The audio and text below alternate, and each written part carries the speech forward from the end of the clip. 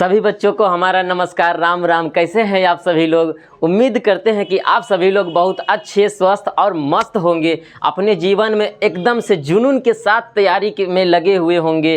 पूरी 10th के 2027 में पूरा एग्ज़ाम पेपर में पूरे सारे सवाल को सोल्व करना है। इसी प्रकार से अच्छे मार्क्स ग्रो करना है। बिल्कुल आप लगे होंगे। आ गए फिर से एक नई क्लास के साथ, नई ऊर्जा के साथ, नई ऊर्जावान के साथ आ गए हैं। तो इस क्लास को शुरू करेंगे उससे पहले एक मोटिवेशनल कोट के साथ शुरू करते हैं, है ना?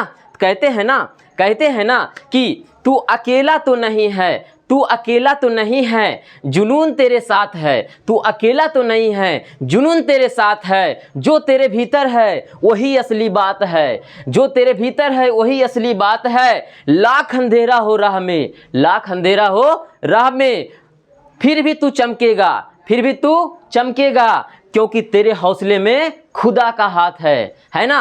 बिल्कुल सही। एकदम से जुनून के साथ क्लास को रनिंग कीजिए, है ना? जुनून के साथ क्लास में लगे रहिए। जैसे कि अभी हम साइंस के क्लास को हम शुरू कर रहे थे, साइंस के क्लास को हम चला रहे थे, जो कि हम पिछला क्लास में जैव प्रक्रम में पोषण को पढ़ चुके हैं, श्वसन को पढ़ चुके हैं, और आज के क्लास में हम जैव प्रक्रम के तीसरे टॉपिक को, परिवहन को पढ़ने वाले हैं। ठीक है, तो आइए समय को देर नहीं करते हुए सीधे हम आते हैं, पॉइंट पर ही आते हैं, फैक्ट पर ही आते हैं कि क्या है परिवहन, है ना?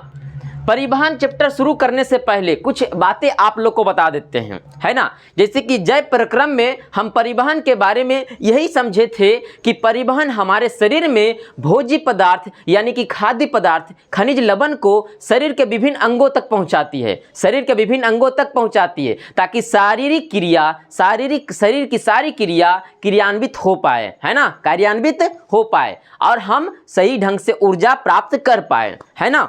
जैसे कि हमारा ब्लड एक जगह नहीं स्थिर रहती है, बल्कि पूरे शरीर में फैलते रहती है, इधर उधर जाते रहती है ना? और ब्लड बहुत सारे ऐसे मिनरल्स है जो हमारे शरीर में पहुंचाते रहती है अपने गंतव्य स्थान तक, है ना? वही तो परिवहन है, यही तो परिवहन है। शरीर में एक जगह ये स्थायी नहीं रहेंगे, बल्कि हर जगह ये पहुंचेंगे, हर जगह जाएंगे। तो यही सब जाने की क्रिया में यही सब तो परिवहन है। और जो ले जाते हैं वही तो कहलाते परिवहन अंग या परिवहन तंत्र कहलाते, परिवहन तंत्र। बिल्कुल। आइए क्लास को हम शुरू करते हैं, जारी करते हैं। ठीक है, देखते हैं इसमें क्या है कि परिवहन में देखते हैं कि परिवहन क्या है, परिवहन क्या है। ये पहला यहाँ पर सवाल आया है।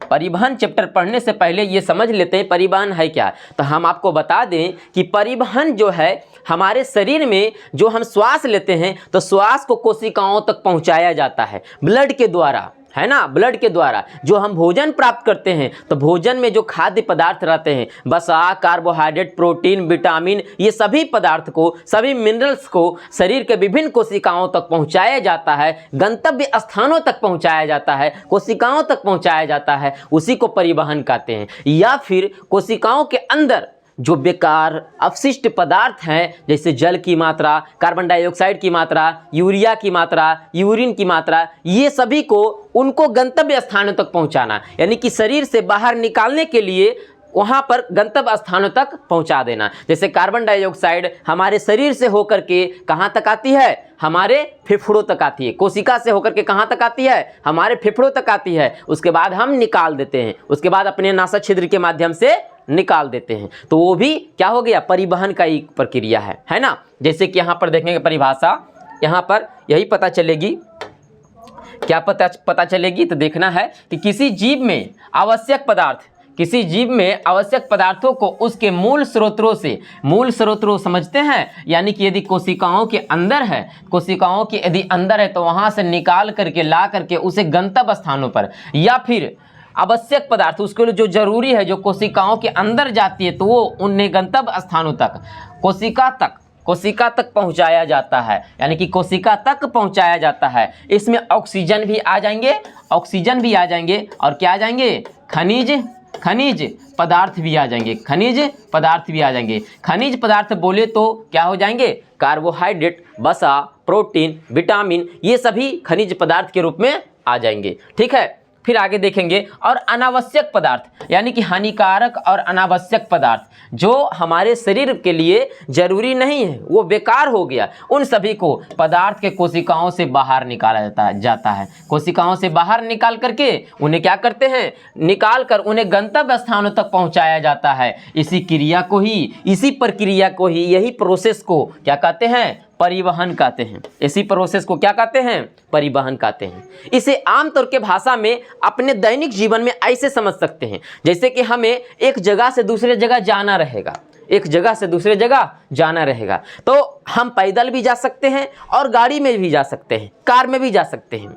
तो हम कार में बैठ जाएंगे, बैठने के बाद कार हमें पहुंचा देगी वहाँ पर, फिर वहाँ हम उतर जाएंगे, हमारे लिए जो ज़रूरी काम रहेगा उसको कर लेंगे। अब करने के बाद जब लौटेंगे फिर हम कार से ही चले आएंगे, तो कार में जाके बैठ जाएंगे, फिर चले आएंगे। तो कार क्या काम कर रहा है, कार काम कर रहा है ले जाने का काम और ले आने का काम। तो ये हो गया परिवहन तंत्र हुआ, परिवहन तंत्र हुआ, यानी कि जो ये काम कर रहा है और ऐसा करने की प्रक्रिया, प्रोसेस, जाने आने की प्रोसेस, ये सभी परिवहन कहलाएंगे। क्या कहलाएंगे, परिवहन कहलाएंगे। जैसे कि सजीवों में परिवहन मुख्यतः दो प्रकार से होते हैं। कितने प्रकार से होते हैं, दो प्रकार से अध्ययन हम करते हैं सजीवों में परिवहन दो प्रकार से। जैसे कि एक पादप जगत में परिवहन अध्ययन करते हैं और एक जंतु जगत में परिवहन अध्ययन करते हैं, है ना। परिवहन के बारे में हम अध्ययन करते हैं। पादप जगत यानी कि पेड़ पौधों के बारे में अध्ययन करते हैं, पेड़ पौधों में परिवहन कैसे होती है इसमें अध्ययन करते हैं, और जंतुओं में परिवहन किस प्रकार होती है इस प्रकार से हम अध्ययन करते हैं,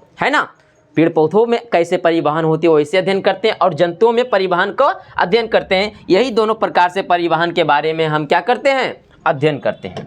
ठीक है, फिर आगे आता है, अब पहला पॉइंट आ जाता है, पहला पॉइंट बन के आता है कि पौधों में परिवहन, पौधों में पदार्थों का परिवहन से यहाँ पर परिवहन के बारे में अध्ययन करेंगे। तो देखेंगे पौधों में परिवहन करने के लिए पहले क्या है, उत्तरदायी है। तो समझते हैं इनके लिए उत्तरदायी है जाइलम और फ्लोएम। क्या है, जाइलम और फ्लोएम, फ्लोएम, है ना।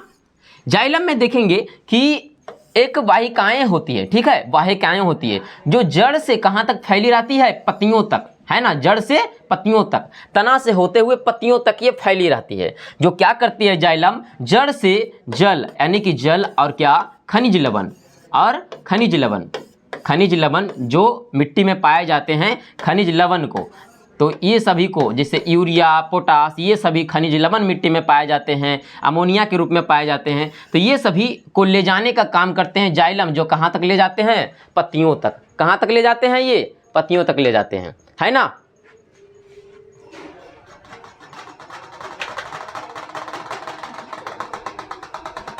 इसी प्रकार से ऐसा होती है, पत्तियों तक ले जाने का काम करते हैं, है ना। तो ये जाइलम कहलाती है।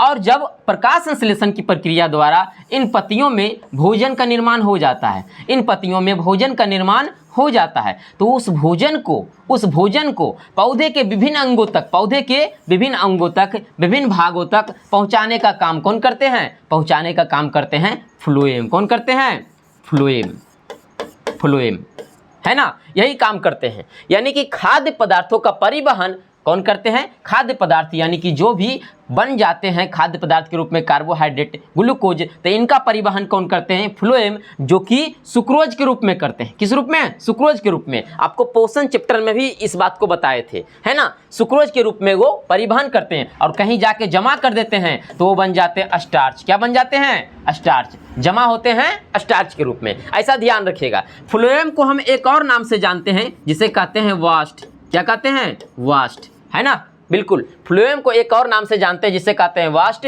और जाइलम को भी एक और नाम से जानते हैं जिसे हम कहते हैं दारू। क्या कहते हैं, दारू। जहाँ पीने वाला दारू का बात नहीं चल रहा है, वो अल्कोहल है, ठीक है, वो दारू जिसे हम जाइलम कहते हैं, है ना, बिल्कुल इस बात को ध्यान में रखिएगा। हाँ, तो दारू और वास्ट इधर क्या है, जाइलम और फ्लोएम, इस बात को आप समझ के चलिएगा, ठीक है। जैसे कि हम यहाँ पर समझेंगे पौधों में परिवहन, पौधों में परिवहन, एक कोशिकीय पौधे जैसे क्लेमाइडोमोनास, यूग्लिना, इन सब का सरल बहुकोशिकीय शैवालों में पदार्थों का परिवहन विसरण द्वारा होता है।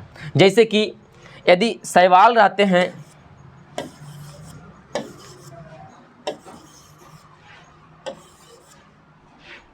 जैसे कि यदि हम देखेंगे कि यदि कोई शैवाल रहते हैं, शैवाल जानते हैं जहाँ पानी रहती है, जल H2O, तो H2O में जहाँ जल का जमाव ज़्यादा रहता है तो वहाँ पर हरे रंग का ग्रीन काई के रूप में जमा हो जाता है, ठीक है। तो उन्हें ही हम शैवाल कहते हैं। क्या कहते हैं? शैवाल। तो वो हरे हरे रहते हैं शैवाल, वो भी पौधा का ही रूप है, क्योंकि उसमें जड़ तना पत्तियाँ भले नहीं हैं, जड़ और तना और पत्तियाँ का कुछ पता नहीं चलता कि कौन जड़ है कौन पत्तियाँ है, ये सब अलग अलग नहीं है, लेकिन वो शैवाल है, वो भी पादप के जगत के अंतर्गत ही जाने जाएंगे, ठीक है। देखिएगा जैसे कि यहाँ पर देखेंगे कि क्लेमाइडोमोनास, यूग्लिनास, सरल बहुकोशिकीय शैवाल, ये सभी परिवहन विसरण प्रक्रिया द्वारा करती है। विसरण प्रक्रिया के बारे में आप लोग को बताए ही थे कि एक कोशिका से दूसरा कोशिका में ट्रांसफर, तीसरा कोशिका में ट्रांसफर, उसी प्रकार से स्थानांतरण होते रहती है। इसी प्रक्रिया से क्या करती है? परिवहन की प्रक्रिया होती है ना। ऐसा समझे थे।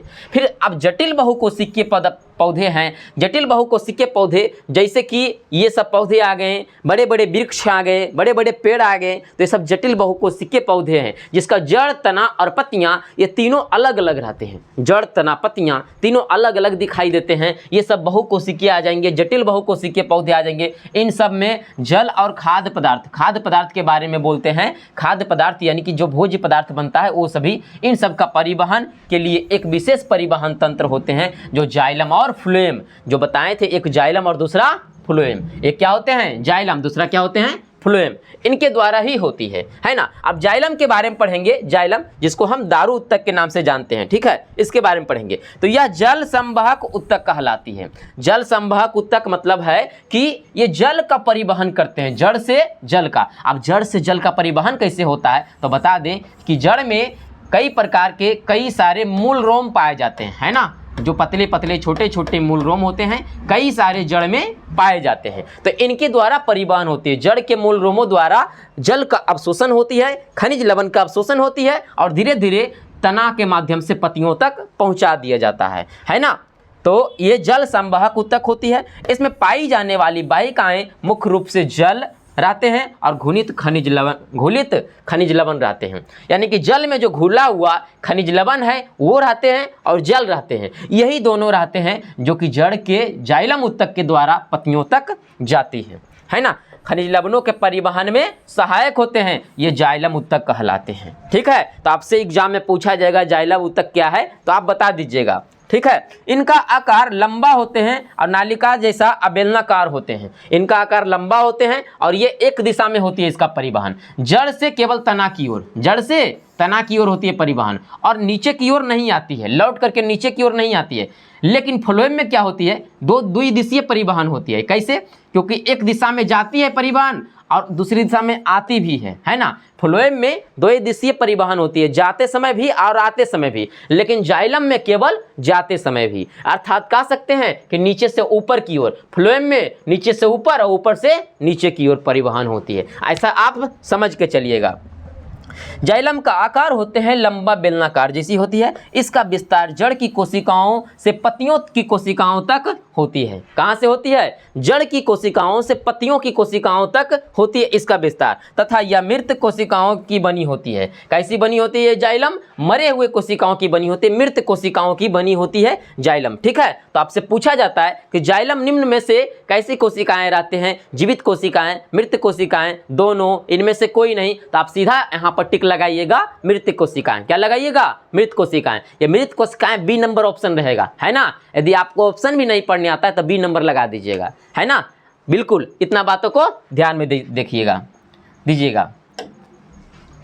फिर आगे फ्लोएम बोला गया है कि यह भोज्य पदार्थ का संवाहक उत्तक है। भोज्य पदार्थ जानते हैं ना, भोज्य पदार्थ जो भोजन के रूप में बनती है। पौधों में प्रकाश संश्लेषण के बाद कार्बोहाइड्रेट के रूप में ग्लूकोज जो भोज्य पदार्थ के रूप में बनती है, उनका परिवहन होता है। ये दो दिशा में होती है, जाते समय भी और आते समय भी, है ना। द्विदिशीय होती है परिवहन, जैसे कि आप फिगर में देख सकते हैं, एक जाते समय परिवहन हो रही है और आते समय, लेकिन जाइलम में देखिए तो केवल जाते समय, है ना। ऐसा दर्शाया गया है। अब देखना है कि इसमें भोज्य पदार्थों का संवहन होता है। प्रकाश संश्लेषण की प्रक्रिया होने के बाद जो भोजन रहते हैं कार्बोहाइड्रेट ग्लूकोज रहते हैं उनका परिवहन होता है। इस ऊतक के माध्यम से पौधे के हरे भागों में निर्मित भोज्य पदार्थ को दूसरे भागों में स्थानांतरित किया जाता है। यानी कि इसके हरे भागों में जो भोज्य पदार्थ निर्मित होते हैं, पत्तियों में जो भोज्य पदार्थ निर्मित होते हैं वही सभी भोज्य पदार्थ को कहाँ, दूसरे भागों में ट्रांसफर किया जाता है, स्थानांतरण किया जाता है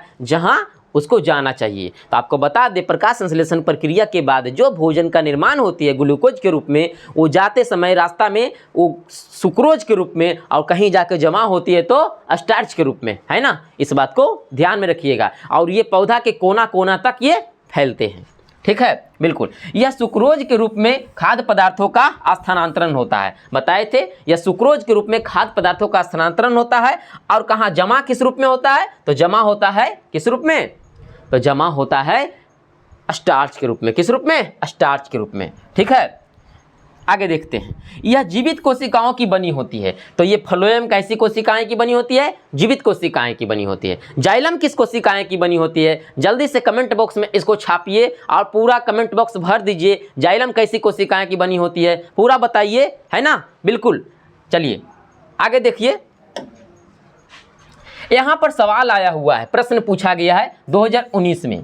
बताइएगा, 2019 में एक सवाल पूछा गया है कि पौधे में जल एवं खनिजों का परिवहन किस ऊतक के द्वारा होता है। जल और खनिजों का परिवहन किस ऊतक के द्वारा होता है, तो जाइलम के द्वारा। किसके द्वारा, जाइलम। और फिर पूछा गया है 2023 में एक सवाल पूछा गया है कि भोजन का परिवहन पौधे के किस ऊतक के द्वारा होता है। भोज्य पदार्थों का परिवहन तो फ्लोएम के द्वारा। किसके द्वारा, फ्लोएम के द्वारा। इस बात को ध्यान में रखिएगा, है ना।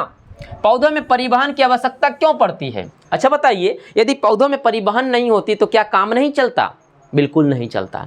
पौधों में परिवहन की इसलिए ज़रूरत पड़ती है। जैसे जरा अपने जीवन में ही आप देख लीजिए ना, क्या हर काम घर बैठे बैठे हो जाएगी, सारा काम, कुछ काम घर बैठे बैठे हो जाएगी, लेकिन सारा काम जो बाहर वाले काम है, जैसे सब्जी लाना हो, कपड़ा खरीदना हो, है ना, शॉपिंग करना हो, ये सब भी शॉपिंग करना हो घर बैठे बैठे हो सकती है ना। ऑनलाइन शॉपिंग का ज़माना आ गया। लेकिन कुछ काम जो हो जाता है जो हमें बाहर जाना ही पड़ता है ना, उन सब के लिए परिवहन करना ही पड़ता है। तो उसी प्रकार से पेड़ पौधों के लिए क्या हो सकते हैं, ये भी खुद बैठे बैठे काम ये नहीं कर पाएंगे। तो ये परिवहन करने के लिए क्यों आवश्यक है, जिसका कारण देना है ना। आवश्यक इसीलिए है क्योंकि पेड़ पौधे में पदार्थों का परिवहन होने के बाद ही उन्हें गंतव्य स्थान तक पहुंचाया जा सकता है, और वहां कोशिकाओं तक पहुंचने के बाद ही ऊर्जा का निर्माण होगी, है ना, एनर्जी का निर्माण होगी, कार्बन डाइऑक्साइड का निर्माण होगी। उसके बाद सारे कोशिकीय क्रियाएँ संचालन होगी, सारे कोशिका की क्रियाएँ क्या होगी, संचालन होगी। उसके बाद ही,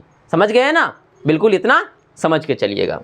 आगे देखते हैं, पौधों में परिवहन की आवश्यकता निम्नलिखित कारणों के कारण होती है। क्यों जरूरत होती, पहला, जल एवं खनिज लवणों का परिवहन के लिए जो जड़ के द्वारा अवशोषित होकर पत्तियों एवं अन्य भागों तक पहुंचाए जाते हैं, है ना। जड़ों के द्वारा क्या अवशोषित होते हैं, जल और खनिज लवण, इसको अवशोषित करके कहाँ तक पहुँचाए जाते हैं, पौधे के पत्तियों तक के अन्य भागों तक पहुंचाए जाते हैं। फिर आगे, भोजन के परिवहन के लिए जो पत्तियों के प्रकाश संश्लेषण के द्वारा बनता है, पत्तियों से के प्रकाश संश्लेषण के द्वारा जो भोजन का निर्माण होता है वह पौधे के सभी भागों तक पहुंचाया जाता है।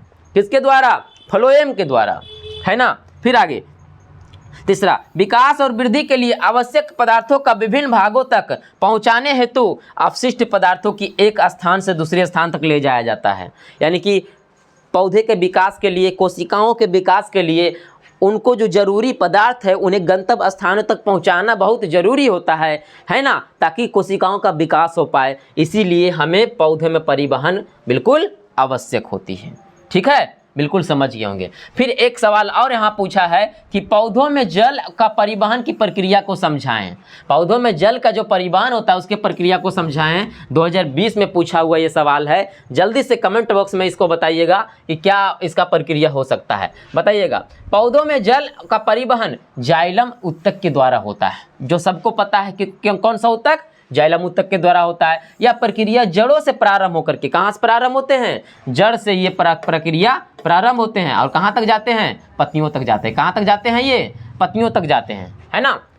और तना होते हुए पत्तियों तक जल पहुँचाती है। पौधों में जल का परिवहन निम्नलिखित चरणों में होता है। देखना, जल का अवशोषण पहले होता है, जड़ों के रोमों के द्वारा, जड़ के जो होते हैं मूल रोम, इनके द्वारा पहले जड़ का अवशोषण होता है, जल का, ठीक है, अवशोषण होता है। मिट्टी से जल का अवशोषण प्रासरण क्रिया द्वारा होती है। मिट्टी से जल का अवशोषण होते हैं प्रासरण प्रक्रिया द्वारा और गति करते हैं विसरण प्रक्रिया द्वारा। कौन से प्रक्रिया द्वारा गति करते हैं? विसरण प्रक्रिया द्वारा। फिर आगे, जड़ों से जाइलम तक जल का पहुंचना। अब जड़ से जाइलम तक जल का पहुंचता है, तो जड़ से होकर के जाइलम उत्तक तक जल पहुंचती है। तो कैसा होती है? अवशोषित जल जो अवशोषित कर चुके हैं मिट्टी से, उनसे कोशिकाओं से होकर जाइलम वाहिकाओं तक पहुंचाया जाता है। अब जाइलम वाहिकाओं तक जाती है, फिर जाइलम द्वारा जल का परिवहन होता है। अब जाइलम के द्वारा जल का परिवहन कैसे होता है? तो जाइलम नालिकाएं जल को ऊपर की ओर ले जाती हैं। जल को कहाँ ले जाती है? ऊपर की ओर ले जाती है। इसे निम्न बल का सहायक होता है। पहला बाष्पोत्सर्जन खिंचाव, दूसरा कोशिकात्व बल, तीसरा जड़ दाब, है ना। बाष्पोत्सर्जन खिंचाव यानी कि पौधे से जल को बाष्पित होने के लिए खिंचाव होता है। किससे खिंचाव होता है? ये जाइलम उत्तक के द्वारा, है ना। फिर कोशिकत्व बल यानी कि केशिकत्व बल मतलब है कि एक जगह से दूसरी जगह ऐसे ट्रांसफर होते रहना है, केशिका के द्वारा, है ना। केशिकत्व बल इसको कहा जाता है ना, जैसे कि आप यहाँ पर देख सकते हैं। फिर जड़ का दाब, जड़ के द्वारा फिर दाब लगाया जाता है ना।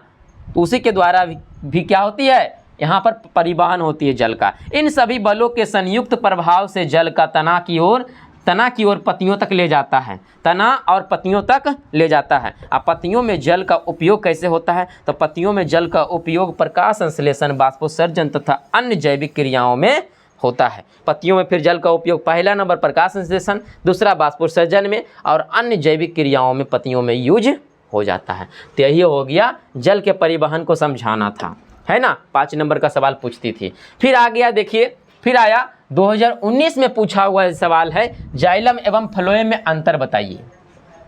जाइलम आप पढ़ चुके हैं, फ्लोएम भी पढ़ चुके हैं। जाइलम जो होती है जल और खनिज लवण का परिवहन करती है जड़ से लेके पत्तियों तक, और फ्लोएम क्या करते हैं? खाद्य पदार्थों का परिवहन करते हैं जो भोजन के रूप में बनता है। प्रकाश संश्लेषण क्रिया के बाद कार्बोहाइड्रेट के रूप में ग्लूकोज जो बनता है, इनका परिवहन करते हैं। कहाँ तक करते हैं? पौधे के विभिन्न भागों तक।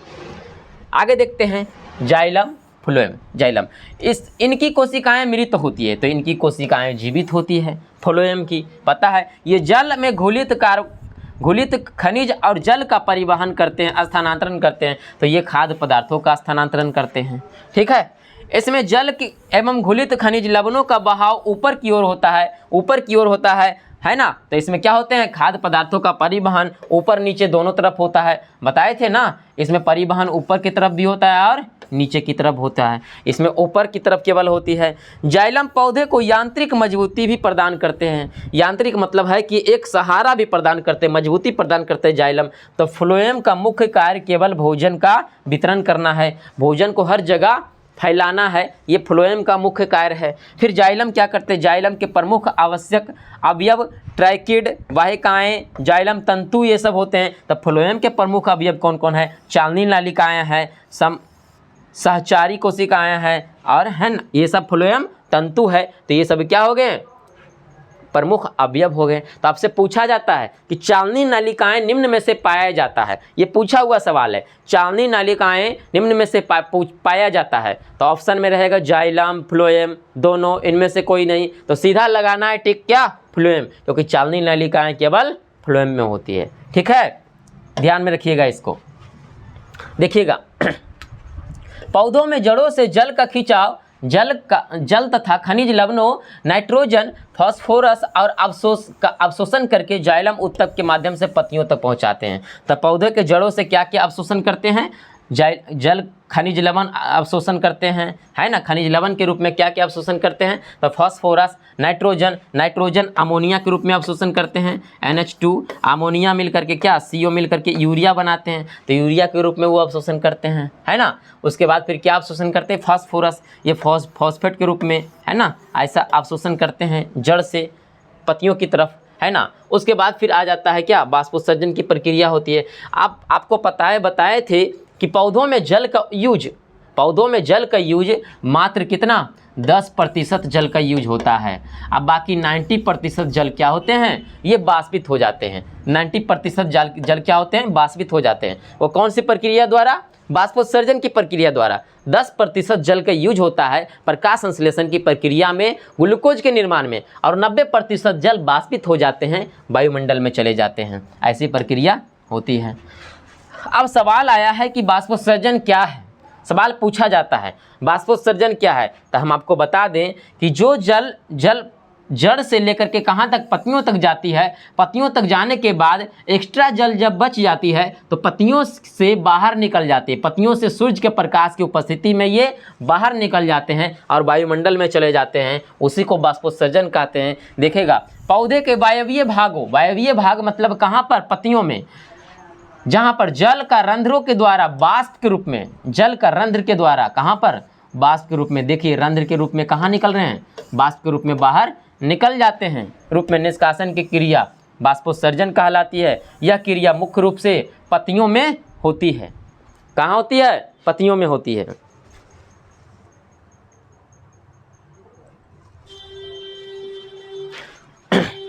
यह क्रिया मुख्य रूप से पत्तियों में होती है। मक्का का पौधा प्रतिदिन 3 से 4 लीटर बाष्पोत्सर्जित करता है। मक्का का पौधा होता है तो प्रतिदिन 3 से 4 लीटर बाष्पोत्सर्जित करता है प्रतिदिन, ऐसा पूछा जाता है। ठीक है। एक सेब का पौधा प्रतिदिन 10 से 20 लीटर बाष्पोत्सर्जित करता है। एक सेब का पौधा है ना। फिर आगे, औसतन एक पेड़ अपने जीवन काल में, पूरा औसत यदि निकाला जाए तो एक पेड़ अपने जीवन काल में अपने भार के लगभग, जितना उसका भार रहता है उसका 100 गुना, भार के लगभग 100 गुना जल को बाष्पोत्सर्जित करता है, बाहर निकाल देता है। ऐसा एवरेज माना गया है, तो इस बात को ध्यान में रखिएगा। ठीक है। अब बताइएगा जंतुओं में परिवहन, जंतुओं में परिवहन को समझते हैं कि ये है क्या, है ना। तो जंतुओं में परिवहन को समझने से पहले ये समझते हैं कि परिवहन होता कैसे है। तो आपको बता दें कि जंतुओं में परिवहन का मुख्य परिवहन तंत्र हमारा हृदय है। क्या है, हृदय है। मुख्य परिवहन तंत्र क्या है, हृदय है। ये हृदय, अब हृदय के माध्यम से ही, हृदय जब पंप करती है, प्रेशर लगाती पंप करती है तो शरीर के विभिन्न अंगों तक पहुंचती है। ये सब देख रहे हैं, ये लोग देख रहे हैं, ब्लू कलर का और रेड कलर का, ब्लू कलर का और रेड कलर का, ये सभी इन विभिन्न अंगों तक क्या होती हैं, पहुंचती है ब्लड, है ना। अब ब्लड यहाँ 2 कलर के रूप में रहते हैं, बताएंगे आगे कैसे कैसे कलर के रूप में रहते हैं। पहले क्या होता है तो आपको, आप यहाँ पर देख सकते होंगे। ठीक है। जैसे कि ये फेफड़ा है और क्या है, नीचे हार्ट है ना। फेफड़ा है और हार्ट है, इसमें आता हुआ ब्लड और जाता हुआ ब्लड। हम आपको बताएं कि फेफड़ा में ब्लड रहती है जो ऑक्सीजन से जाके मिल जाती है। अब मिलने के बाद कहाँ जाती है ब्लड, वो आती है फेफड़ा से निकल के कहाँ जाती है, हृदय में। कहाँ आती है, हृदय में। और हृदय पंप करता है तो पंप करके फिर कहाँ जाता है, हृदय से। हृदय जब पंप करता है तो पंप करके पूरा शरीर में जाता है। शरीर में जाने के बाद पूरा फिर कहाँ जाते हैं, फिर, है ना, फिर लौट करके वापस आते हैं।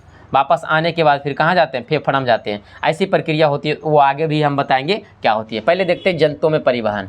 बहुकोशिकीय जंतुओं में एक विशेष प्रकार का परिवहन तंत्र होता है, यानी कि जिससे परिवहन हो रहा है, परिवहन तंत्र होता है, उसे क्या कहते हैं, उसे जंतुओं में परिवहन तंत्र कहते हैं। जैसे ऑक्सीजन का परिवहन होता है, कार्बन डाइऑक्साइड का परिवहन होता है, पोषक तत्वों का परिवहन होता है। ऑक्सीजन का परिवहन होता है कोशिकाओं में ऊर्जा निर्माण के लिए, है ना। कार्बन डाइऑक्साइड का परिवहन होता है कोशिकाओं से कार्बन डाइऑक्साइड को बाहर निकालने के लिए, कोशिकाओं से अपशिष्ट पदार्थ को बाहर निकालने के लिए। पोषक तत्वों का परिवहन होता है, जो हम भोजन ग्रहण करते हैं तो उस भोजन को ब्लड के द्वारा ही कोशिकाओं तक पहुंचाया जाता है। भोजन से निकलते हैं कार्बोहाइड्रेट, वसा, प्रोटीन, ये सब सरल कार्बनिक पदार्थों के रूप में टूट जाते हैं। उसके बाद फिर हमारे शरीर में वो जाते हैं इधर उधर। ठीक है।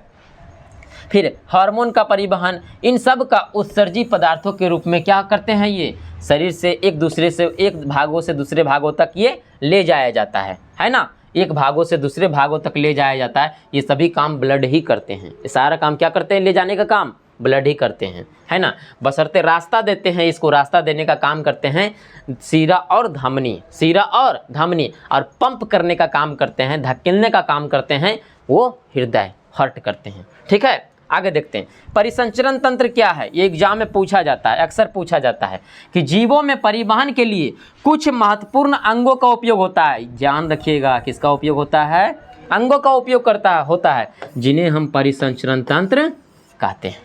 ठीक है, 3 प्रकार के होते हैं, या कितने प्रकार के होते हैं? 3 प्रकार के होते हैं। जैसे कि देख सकते हैं, रक्त ब्लड, दूसरा हृदय हार्ट, तीसरा रक्त वाहिनियाँ या ब्लड वेसल्स, ऐसा होते हैं। ब्लड पहला नंबर पर आता है परिसंचरण तंत्र, क्योंकि ब्लड ही तो ले जाने का काम कर रहा है। दूसरा हृदय पंप कर रहा है, क्योंकि ये भी भूमिका निभा रही है। और तीसरा वाहिनियाँ, यानी कि ले जाने वाला रास्ता जो दे रहा है, रास्ता बना रहा है, वो वाहिनियाँ जिसको कहते हैं सीरा और धमनी, वो भी आ जाएगी परिसंचरण तंत्र में। ये टोटल 3 प्रकार के होते हैं। इनको ध्यान में रखिएगा। देखते हैं रक्त परिसंचरण तंत्र क्या है। पहले ब्लड के बारे में जानेंगे। तो ब्लड के बारे में जानिएगा, उससे पहले देखिएगा कि ब्लड में सारे भागों को पहले समझ जाते हैं। तो ब्लड में कई प्रकार के यहाँ पर देखने को मिलते हैं। एक तरल पदार्थों के रूप में देखने को मिलते हैं, जिसे हम कहते हैं प्लाज्मा। क्या कहते हैं? प्लाज्मा कहते हैं। फिर क्या मिलते हैं?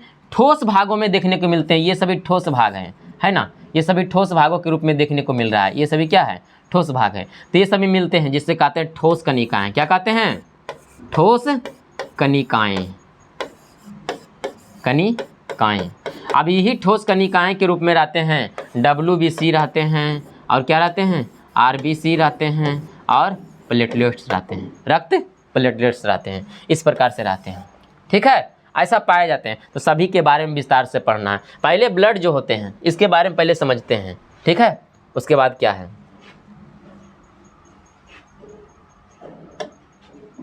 यहाँ पर देखिएगा। पहले समझते हैं ब्लड के बारे में, वो है क्या। ठीक है, देखिए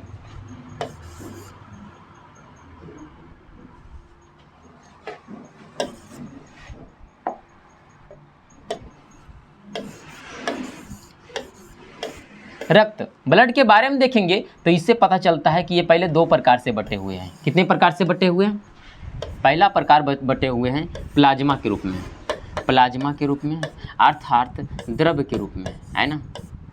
दूसरा प्रकार बटे हुए हैं ठोस कनिका के रूप में। किसके रूप में?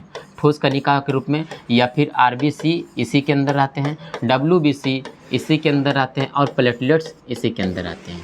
ठीक है, प्लाज्मा के रूप में पूरा ब्लड यदि 100% है तो उसमें से प्लाज्मा की मात्रा रहती है मात्र कितना? प्लाज्मा की मात्रा रहती है 55%, पूरा 100% में से। और ठोस RBC WBC की मात्रा रहती है 45%। ठीक है, ध्यान दीजिएगा, इतना रहती है। और ये 55% में से भी 55% में से भी इसमें से भी कितना? 90% जल रहती है ना। क्या रहती है? जल रहती है। बाकी 10% में रहते हैं प्रोटीन रहते हैं। क्या रहते हैं? प्रोटीन रहते हैं प्लाज्मा के अंदर। और क्या रहते हैं? कार्बनिक पदार्थ। क्या रहते हैं?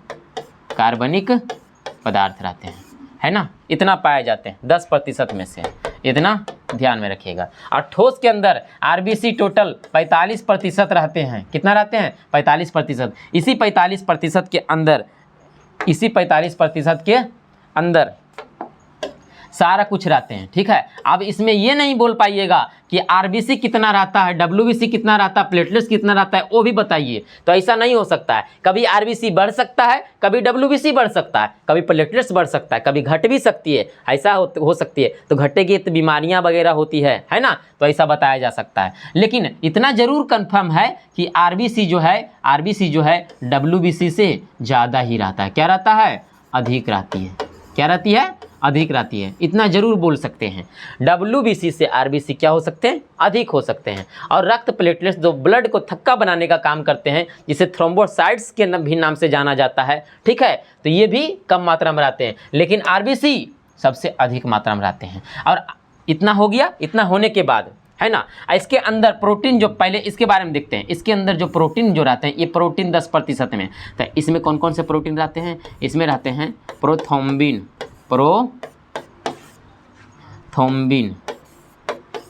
और दूसरा रहते हैं फाइब्रिनोजेन।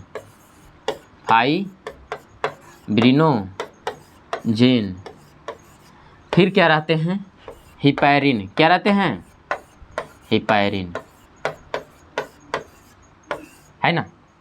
जब इस प्लाज्मा वाले भाग से फाइब्रिनोजेन को अलग कर देते हैं, फाइब्रिनोजेन को बाहर निकाल लेते हैं, तो शेष जो बचता है ना, तो शेष बचता है उसको कहते हैं हम सीरम कहते हैं। क्या कहते हैं? सीरम कहते हैं। क्योंकि यही फाइब्रिनोजेन क्या करते हैं? रक्त को थक्का बनाने का काम करते हैं। क्या करते हैं? रक्त को थक्का बनाने का काम करते हैं।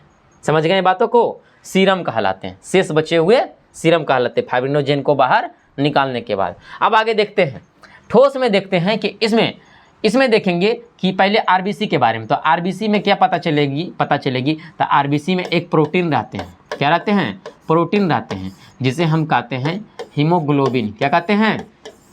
हीमोग्लोबिन, है ना, हीमोग्लोबिन कहते हैं। ये प्रोटीन रहते हैं, इसका रंग लाल होती है। कैसा होती है? लाल होती है। और यही हीमोग्लोबिन में एक धातु रहते हैं जिसे कहते हैं आयरन धातु। समझिए बातों को। यही हीमोग्लोबिन में आयरन क्या करते हैं? हमारे फेफड़ा के अंदर ऑक्सीजन के साथ वैद्युत संयोजिक बंधन द्वारा बंध जाते हैं।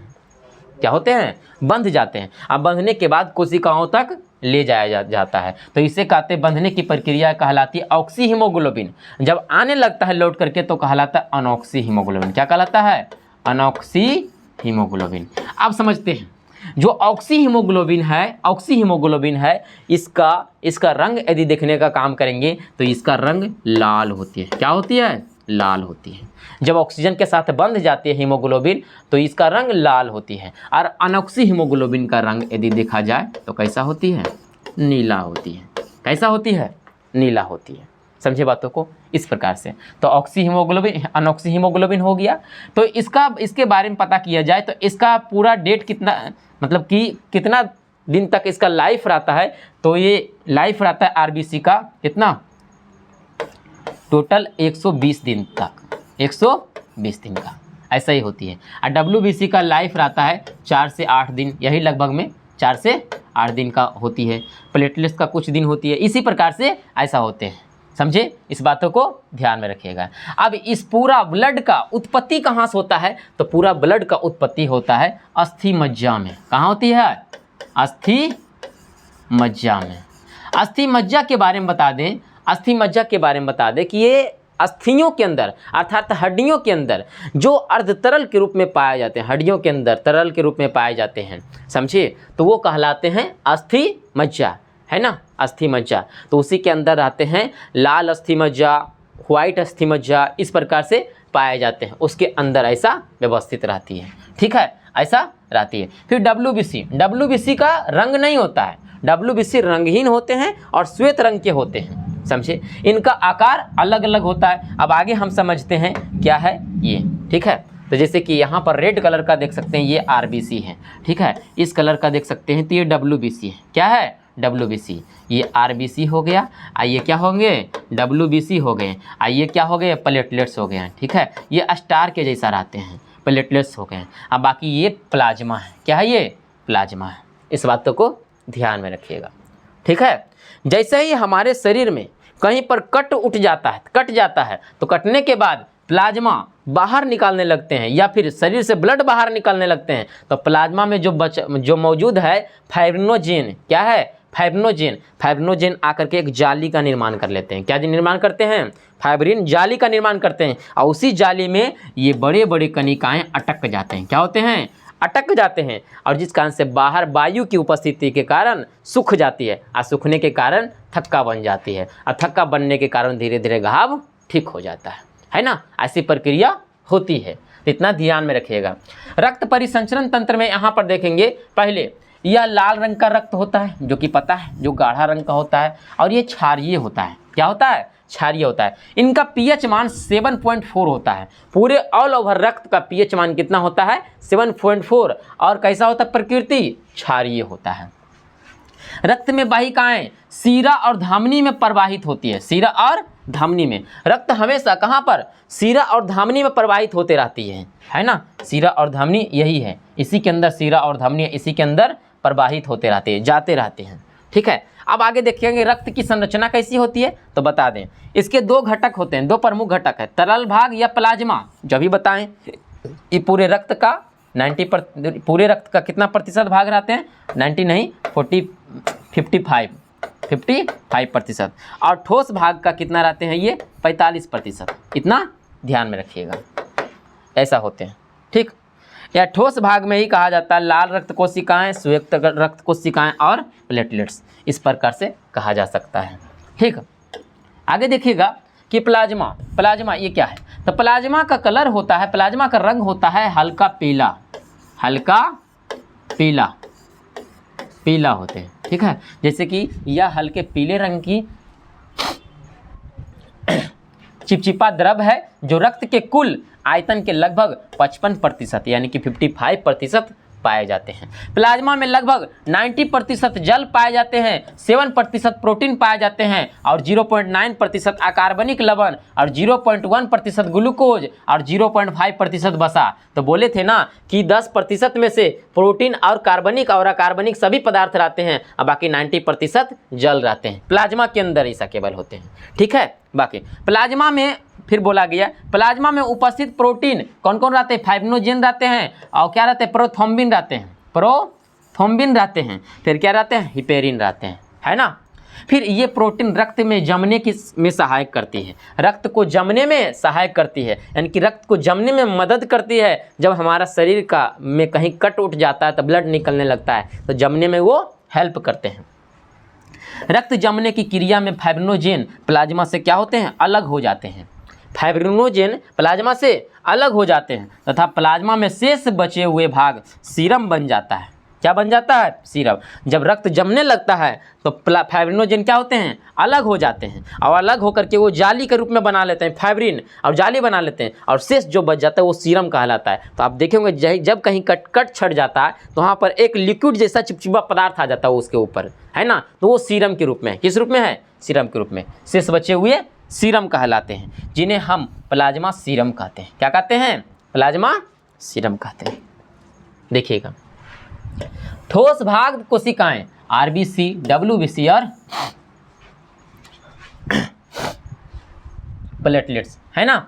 जैसे कि देखिएगा यह रक्त के आयतन का लगभग 45% भाग होता है। कितना होता है, 45% पूरा भाग में होता है, पूरे रक्त के आयतन का। तो रक्त का जितना भी आयतन होता है ये 45% होते हैं, ये ठोस भाग कणिका है। उसी 45% के अंदर आरबीसी, डब्ल्यूबीसी और प्लेटलेट्स सभी पाए जाते हैं। तो पहले पढ़ेंगे लाल रक्त कोशिकाएं, रेड ब्लड सेल, आरबीसी के बारे में पढ़ेंगे, है ना। इसको लाल रक्त कणिकाएं भी कहते हैं। ठीक है, इसमें एक विशेष प्रकार के प्रोटीन हीमोग्लोबिन पाए जाते हैं, है ना। हीमोग्लोबिन के कारण ही रक्त का रंग क्या होते हैं, लाल दिखाई पड़ता है। हीमोग्लोबिन ग्लोबिन प्रोटीन से, जो ग्लोबिन प्रोटीन 96% और हीम रंजक रहते हैं, रंजक कलर करने वाला, कलर डिसाइड करने वाला, कलर करने वाला, वो 4 से 5% पाए जाते हैं, समूह रहते हैं। इसमें हीमोग्लोबिन का एक अणु ऑक्सीजन के 4 अणु के साथ संयोग करके, ऑक्सीजन के 4 जैसे कि Fe3O4, तो ऑक्सीजन के 4 अणु के साथ संयोग करके ऑक्सी हीमोग्लोबिन बनाते हैं, है ना।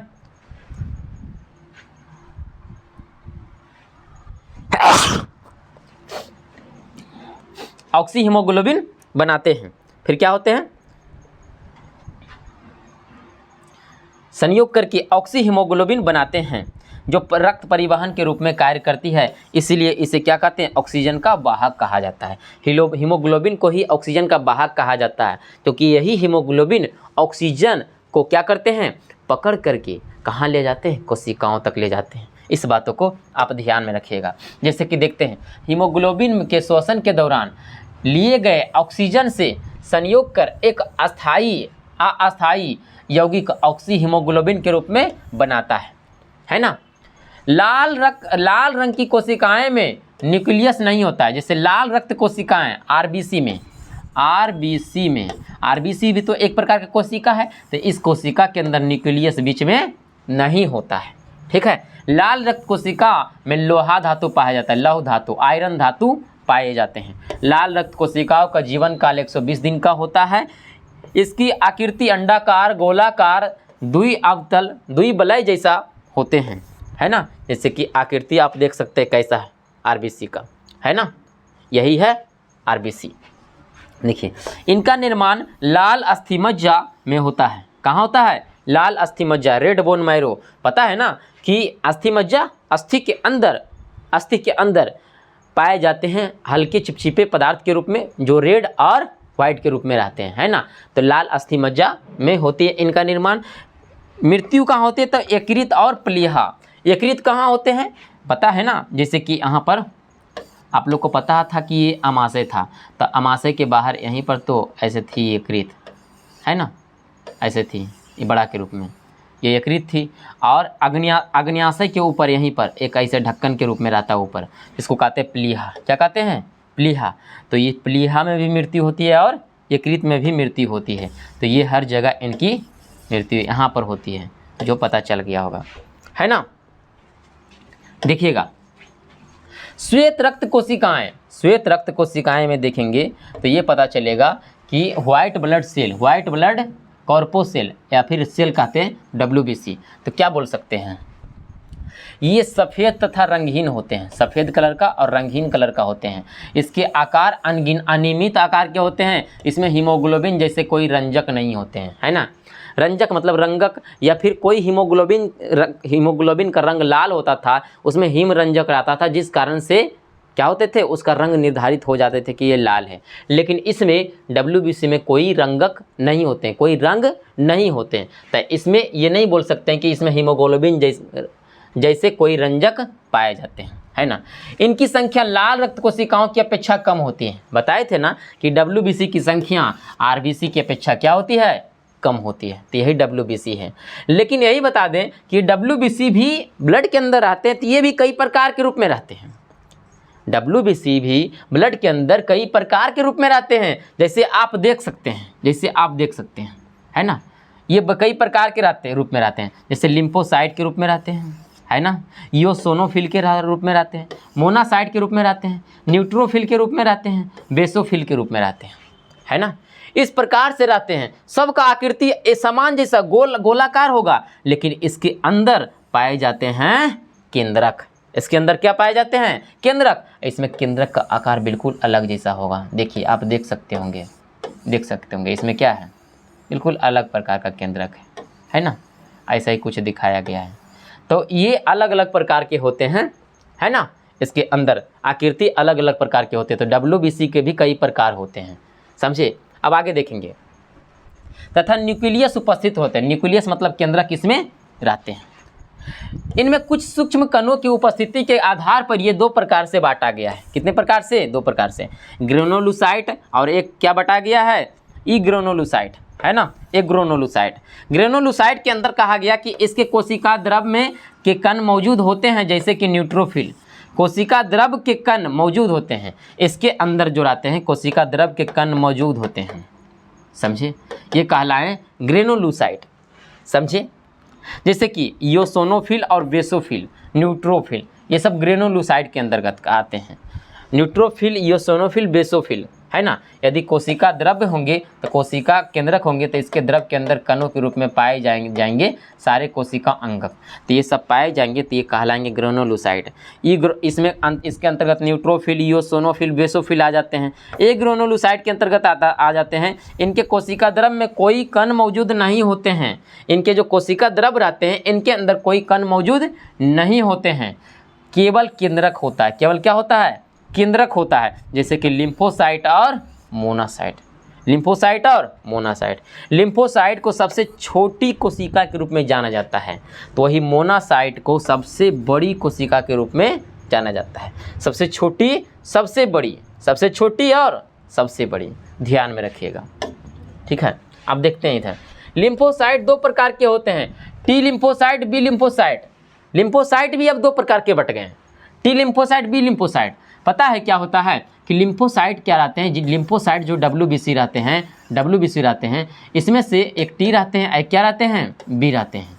एक रोग प्रतिरोधक क्षमता निर्माण करते हैं, आए क्या करते हैं, रोगाणुओं से लड़ते हैं, रोगाणुओं से लड़ते हैं। यदि हमारे शरीर के अंदर मच्छर ने काट लिया तो मच्छर प्लाज्मोडियम प्रोटोजोआ को छोड़ दिया, तो उनसे लड़ने का काम है ना, जैसे कौन हो जाते हैं, बी लिम्फोसाइट। या फिर रोग प्रतिरोधक क्षमता पहले से निर्माण करके रखेगा, एगो पहले से निर्माण करके रखेगा, ताकि कोई बीमारी होगा तो तुरंत लड़ लिया जाएगा, जिसको कहते हैं इम्यूनिटी पावर, इम्यूनिटी पावर। जैसे कि कोरोना बीमारी आया था तो उसमें से हम लोग वैक्सीन लगाए थे, क्या जो वैक्सीन लगाया था सबको कोरोना बीमारी हो था? नहीं, वो वैक्सीन इसीलिए लगाया ताकि बीमारी आएगा तो हमारा बॉडी उससे लड़ लेगा, बीमारियों से लड़ लेगा, क्योंकि बॉडी के अंदर कोशिकाएं हैं और कोशिकाएं के अंदर लिम्फोसाइट, बी लिम्फोसाइट और टी लिम्फोसाइट है, तो वही एक्टिव रहेगा, एक्टिव मोड में रहेगा, तो जैसे ही बीमारी होंगे तो लड़ लिया जाएगा, है ना।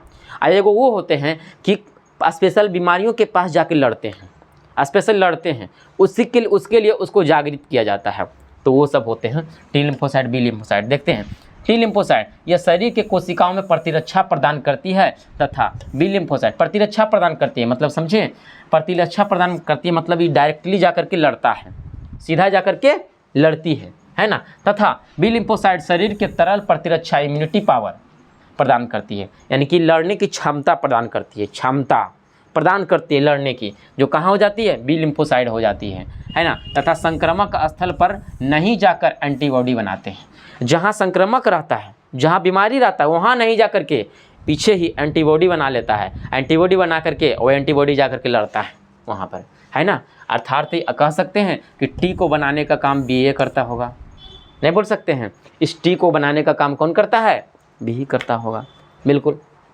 आगे देखते हैं, आगे क्या है कि यहाँ पर WBC में मौजूद सबसे अधिक मात्रा में न्यूट्रोफिल रहते हैं, सबसे ज़्यादा मात्रा में न्यूट्रोफिल रहते हैं, जबकि सबसे कम मात्रा में बेसोफिल रहते हैं।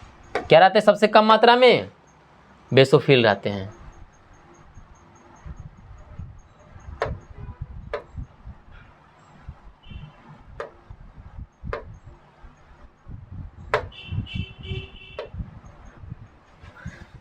सबसे कम मात्रा में बेसोफिल रहते हैं। WBC में मौजूद सबसे बड़ी कोशिकाएं मोनोसाइट तथा सबसे छोटी कोशिकाएं कौन रहते हैं, लिम्फोसाइट रहते हैं, जिसे रोग प्रतिरोधक कोशिका कहा जाता है। ठीक है, बताए थे, सबसे बड़ी मोनोसाइट और सबसे छोटी लिम्फोसाइट रहते हैं, जिसे रोग प्रतिरोधक कोशिका कहा जाता है। रक्त कोशिकाओं में WBC का जीवन काल 2 से 5 दिन का होता है ना। और WBC का निर्माण अस्थिमज्जा में होता है ना। इनकी मृत्यु भी प्लीहा में ही होती है। इनका अधिकता के कारण जब हमारे शरीर में ब्लड में WBC की मात्रा बढ़ जाती है तो हमारे शरीर में एक बीमारी होती है जिसे हम कहते हैं ल्यूकोमिया बीमारी, या इसको हम रक्त कैंसर या ब्लड कैंसर के रूप में भी जानते हैं, समझे। जैसे कि देखेंगे, इसके अधिकता के कारण ल्यूकोमिया नामक बीमारी होती है, जो एक प्रकार का रक्त कैंसर है या ब्लड कैंसर है, समझ गए। तो WBC कुछ ऐसा ही है, इसके अलग प्रकार है, अलग पार्ट्स है। जैसे कि यहाँ पर लिम्फोसाइट, स्मॉल लिम्फोसाइट लार्ज, बड़ा वाला, और ये छोटा वाला। फिर बेसोफिल है, न्यूट्रोफिल है, मोनोसाइट है और योसोनोफिल है। इस प्रकार से है सब, ठीक है। देखिए, रक्त प्लेटलेट्स, ब्लड प्लेटलेट्स, ये सूक्ष्म रंगहीन होते हैं और गोलाकार टिकिए के जैसा होते हैं, गोलाकार टुकड़े के जैसे होते हैं, जैसे कि दिखते हैं, ऐसा दिख रहे हैं, है ना, देख सकते हैं इसको, ऐसा होते हैं ब्लड प्लेटलेट्स। इसे एक नाम से और से जाना जाता है, जिसे हम थ्रोम्बोसाइट्स के भी नाम से भी जानते हैं, थ्रोम्बोसाइट्स के नाम से भी जानते हैं, है ना।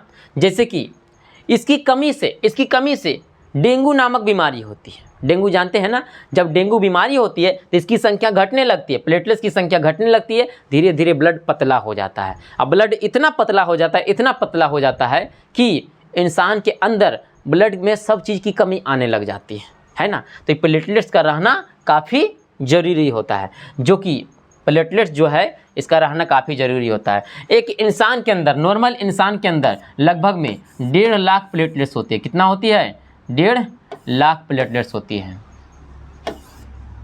इतना प्लेटलेट्स होती है एक नॉर्मल इंसान के अंदर, सामान्य इंसान के अंदर। इससे ज़्यादा हो सकते हैं, इससे ज़्यादा भी हो सकते हैं, लगभग में 4 लाख के आसपास में, है ना, 4 लाख के आसपास में हो सकते हैं, इसके आसपास में, समझे। जब इसकी संख्या इससे घटने लगती है तो समझ जाता है कि इंसान में कुछ ना कुछ इसमें ब्लड के अंदर इसका कमी आया है, जो कि उसका इलाज करनी चाहिए, समझे बातों को। वैसा ही होती है। इसमें केंद्रक नहीं पाया जाता है, इस प्लेटलेट्स में केंद्रक नहीं पाया जाता है। इसका दूसरा नाम थ्रोम्बोसाइट्स के नाम से भी जाना जाता है, जो रक्त को थक्का करने में मदद करती है, और इसकी कमी से रक्त पतला होना शुरू हो जाता है, जिनका जीवन काल 8 से 12 दिन का होता है। इनका 8 से 12 दिन का होता है। इनका निर्माण अस्थि मज्जा में होती है। कहाँ होती है? हमारे शरीर में अस्थि मज्जा में ही सारा ब्लड का निर्माण हो रही है। अब मृत्यु प्लीहा में ही हो रही है, सबका ध्यान रखिएगा। इनकी मृत्यु कहाँ होती है? प्लीहा में ही होती है। तो पूरा ब्लड के बारे में आप समझ गए होंगे, है ना। अब आगे सवाल आता है कि मानव में रक्त के कार्यों को लिखिए, रक्त का कार्य लिखिए। लीजिए 2019 में पूछ दिया सवाल, है ना। 2019 में सवाल पूछ दिया कि मानव में रक्त का कार्य लिखिए। पहला क्या है? मानव में रक्त के प्रमुख कार्य निम्नलिखित है। ऑक्सीजन का परिवहन करता है। जो ऑक्सीजन का परिवहन कौन करता है? आरबीसी, पता है ना। रक्त में फेफड़ों से ऑक्सीजन को शरीर के सभी कोशिकाओं तक पहुंचाया जाता है। ये हीमोग्लोबिन काम करते हैं ऑक्सी हीमोग्लोबिन के रूप में, है ना। कार्बन डाइऑक्साइड का परिवहन, इसको कहते हैं अनऑक्सी हीमोग्लोबिन, क्योंकि वो हीमोग्लोबिन ही लेकर आता है कार्बन डाइऑक्साइड को, और लेकर आने के बाद फेफड़ा में छोड़ देते हैं, और फेफड़ा हम श्वास के रूप में छोड़ देते हैं, है ना। उसको अनऑक्सी हीमोग्लोबिन कहेंगे। कोशिकाओं से कार्बन डाइऑक्साइड को फेफड़ों तक लाया जाता है। पोषक पदार्थों के परिवहन, पचे हुए भोजन को शरीर के विभिन्न भागों तक पहुँचाता है। अपशिष्ट पदार्थों का निष्कासन, यूरिया आदि अपशिष्ट पदार्थों को गुद्दों तक ले जाता है। गुद्दा मतलब क्या बोल सकते हैं इसको? किडनी। क्या बोल सकते हैं? किडनी। यहाँ तक ले जाया जा सकता है ना। आगे जो एक उत्सर्जन तंत्र है, ठीक है। रोगों को सुरक्षा करने के लिए, रोगों से सुरक्षा, रक्त में श्वेत रक्तकण WBC में पाए जाते हैं, पता है ना। लिम्फोसाइट, टी लिम्फोसाइट और बी लिम्फोसाइट दोनों रहते हैं, और दोनों रहने के बाद रोगाणुओं से लड़ते हैं। एक रोगाणुओं से लड़ने के लिए बनाता है, दूसरा जाके लड़ते हैं, है ना। ऐसा करते हैं। शरीर में तापमान नियंत्रित करना, शरीर का टेम्परेचर नियंत्रित करते हैं यही रक्त, ब्लड। अब ब्लड की गति शरीर में ज़्यादा हो जाएगी। अब ब्लड की गति शरीर में इतना ज़्यादा हो जाएगी, इतना ज़्यादा हो जाएगी, अब जो भी कोई जिसकी गति ज़्यादा हो जाएगी तो हीट ज़रूर ही हो जाएगा, वो गर्म हो जाएगा, जिस कारण से शरीर का तापमान बढ़ जाती है। तो बोला जाता है फीवर आ गया, बुखार आ गया। शरीर में जब रोगों से लड़ने की क्षमता, लड़ते लड़ते वो गतिशील हो जाते हैं ब्लड, और जब गतिशील हो जाते हैं तो बुखार जैसे समस्या उत्पन्न होती है, यानी कि शरीर का तापमान बढ़ जाती है। या फिर वो कुछ नहीं करता है, शांत से बैठ जाता है, दौड़, यानी कि ब्लड की गति रुक जाती है। जब ब्लड की गति रुक जाती है तो शरीर ठंडा पड़ना शुरू हो जाता है, शरीर ठंडा पड़ना शुरू हो जाता है। जब सामान्य ताप पर जब ब्लड सामान्य रूप से गति करती है तो शरीर का तापमान सामान्य रहता है, जैसे कि 37 डिग्री सेल्सियस इतना रहते हैं, है ना। उसी प्रकार से मानव शरीर में ऑक्सीजन का परिवहन किसके द्वारा होता है? 2021 में पूछा हुआ सवाल है, बताइएगा। मानव शरीर में ऑक्सीजन का परिवहन हीमोग्लोबिन के द्वारा होता है, पता है, जो ऑक्सी हीमोग्लोबिन के रूप में होता है। हीमोग्लोबिन लाल रंग की कणिकाएं आरबीसी में पाया जाता है और फेफड़ों से ऑक्सीजन को बांध कर कहाँ? शरीर के सभी कोशिकाओं तक पहुँचाया जाता है ना। पता चला होगा। आगे देखते हैं मनुष्य का हृदय। अब हार्ट आता है। हार्ट के बारे में समझते हैं कि है क्या। इसमें बता दें कि हार्ट जो है एक केंद्रीय पंप अंग है जो वक्ष गुहा में ही स्थित है, फेफड़ा के दाएं साइड में, फेफड़ा के दाएं साइड में। लेकिन निर्णय इसका बड़ा राइट रहता है। याद रखना है इसे। दिल का निर्णय हमेशा सही रहता है, राइट रहता है। अब क्योंकि ये लेफ्ट में रहता है, लेकिन निर्णय हमेशा राइट रहता है ना। ऐसा ध्यान में रखना कि फेफड़ा हमेशा, फेफड़े के हृदय हमेशा फेफड़े का लेफ्ट में रहते हैं, है ना, लेफ्ट में रहते हैं। अब फेफड़े के बारे में बता दें, ये कोमल अंग है, मांसक कोमल आंसक कोमल मांसल है, कोमल मांसक अंग है जो केंद्रीय पंप अंग है। इसे केंद्रीय पंप अंग माना जाता है। पंप मतलब पंप करता है ब्लड को, है ना, पूरे शरीर में। इसे केंद्रीय माना जाता है। ये वक्ष गुहा में उपस्थित होते हैं, ठीक है। आगे हृदय रक्त संचार का अत्यंत कोमल मांसल अंग है जो वक्ष गुहा के मध्य, यानी कि फेफड़ा के मध्य यहाँ पर उपस्थित होते हैं। पसलियों के नीचे तथा दोनों फेफड़ों के बीच में स्थित होते हैं। दोनों फेफड़ों के बीच में स्थित होते हैं, हाँ देख सकते हैं, दोनों फेफड़ों के बीच में ये स्थित होते हैं। यह हृदय पेशियों का बना होता है तथा यह केंद्रीय पंप अंग है। ये केंद्र में है और केंद्रीय पंप अंग इसे माना जाता है जो रक्त में दबाव बना करके उनका परिसंचरण पूरे शरीर में करता है। जो रक्त में दबाव बनाता है, प्रेशर करता है, तो पूरा शरीर में इसका परिसंचरण होता है। अब ये भी पढ़ेंगे कि इसमें दबाव बनता कैसे है, ये पंप होता क्यों है। पंप नहीं हो ऐसा नहीं चलेगा क्या? पंप होता क्यों है, कौन करता है पंप, इसके बारे में भी आगे जानेंगे। पहले देखेंगे हृदय तथा उनसे संबंधित बीमारियों के बारे में अध्ययन करना कार्डियोलॉजी कहलाता है। हृदय के बारे में संपूर्ण अध्ययन करते हैं या इसके बीमारी के बारे में अध्ययन करते हैं तो इस अध्ययन को कार्डियोलॉजी कहलाता है। सवाल यहाँ पूछा जाता है, ठीक है, ध्यान में रखिएगा इसको।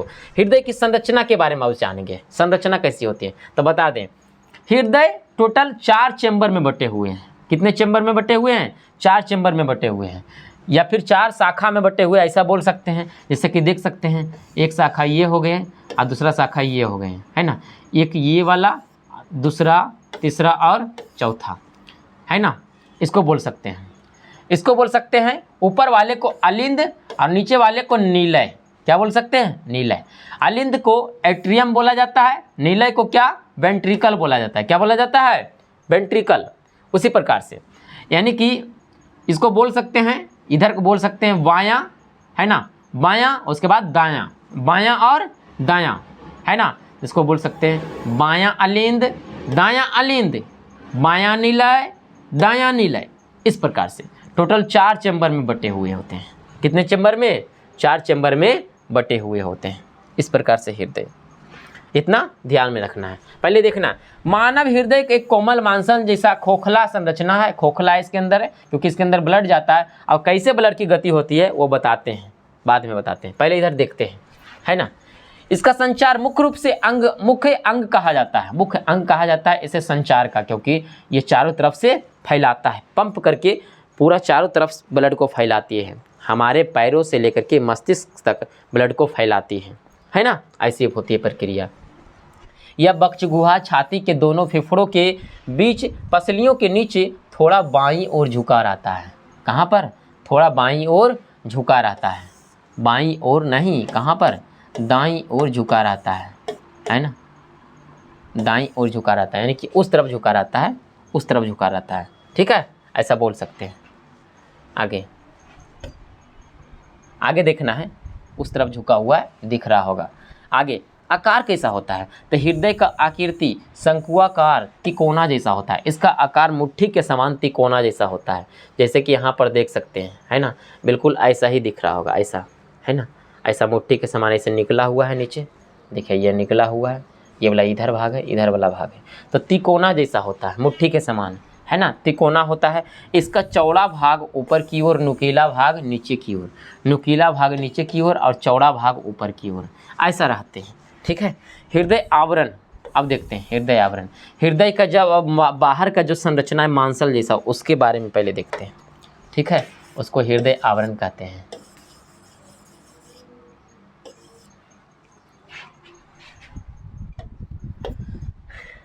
समझते हैं हृदय आवरण।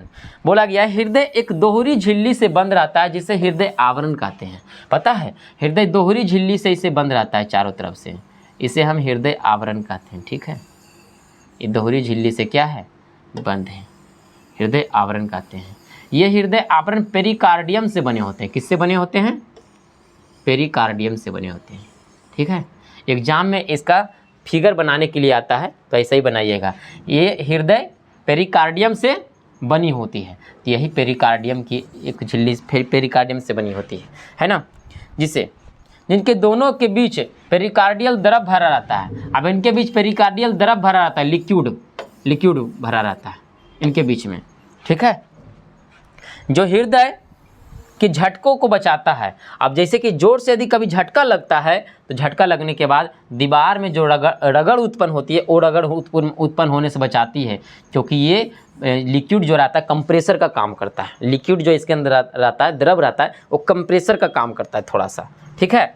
फिर हृदय के गति का समय घर्षण होने को कम करता है, यानी कि हृदय जब गति करता है, धक्का देती है, तो यहाँ पर घर्षण होने से बचाती है दीवारों पर, नहीं तो घर्षण होते होते दीवार फिर फट जाएगी, है ना, दीवार फट जाएगी, ऐसा होगी।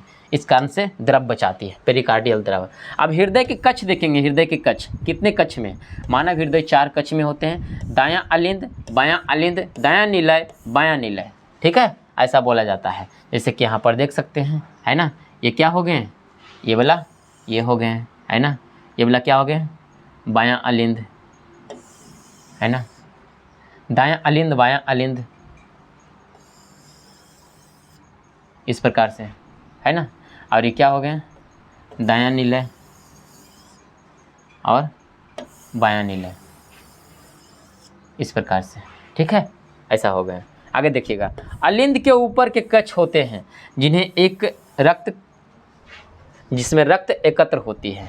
अलिंद ऊपर के कक्ष होते हैं। अलिंद क्या होते हैं? ऊपर के रक्त कक्ष जिसमें रक्त एकत्र होते हैं, और नीलय नीचे के कक्ष होते हैं। जो पता है, नीलय नीचे के कक्ष होते हैं, ये रक्त के बाहर के ऊपर पंप करता है। ये क्या करते हैं? पंप करते हैं, पंप करने में मदद करते हैं। अब सेप्टम क्या होते हैं? पर्दा होते हैं। इनके बीच में जो अलग होती है ये सेप्टम कहलाती है। क्या कहलाती है?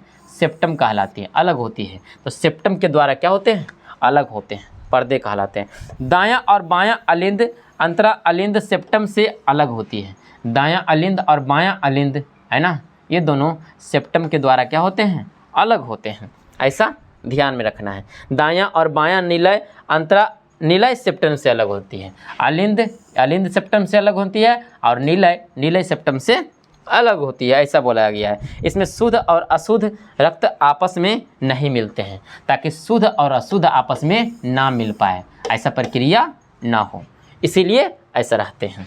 ठीक है, बिल्कुल ऐसा ही संरचना दिख रहा होगा। ऊपर क्या हो गया? ये अलिंद का भाग हो गया। क्या हो गया? अलिंद का भाग। और नीचे क्या हो गया? ये सब नीलय का भाग। क्या हो गया? ये नीलय का भाग। और बीच में ये अलिंद सेप्टम और ये नीलय सेप्टम रहते हैं, ऐसा ध्यान में रखना है।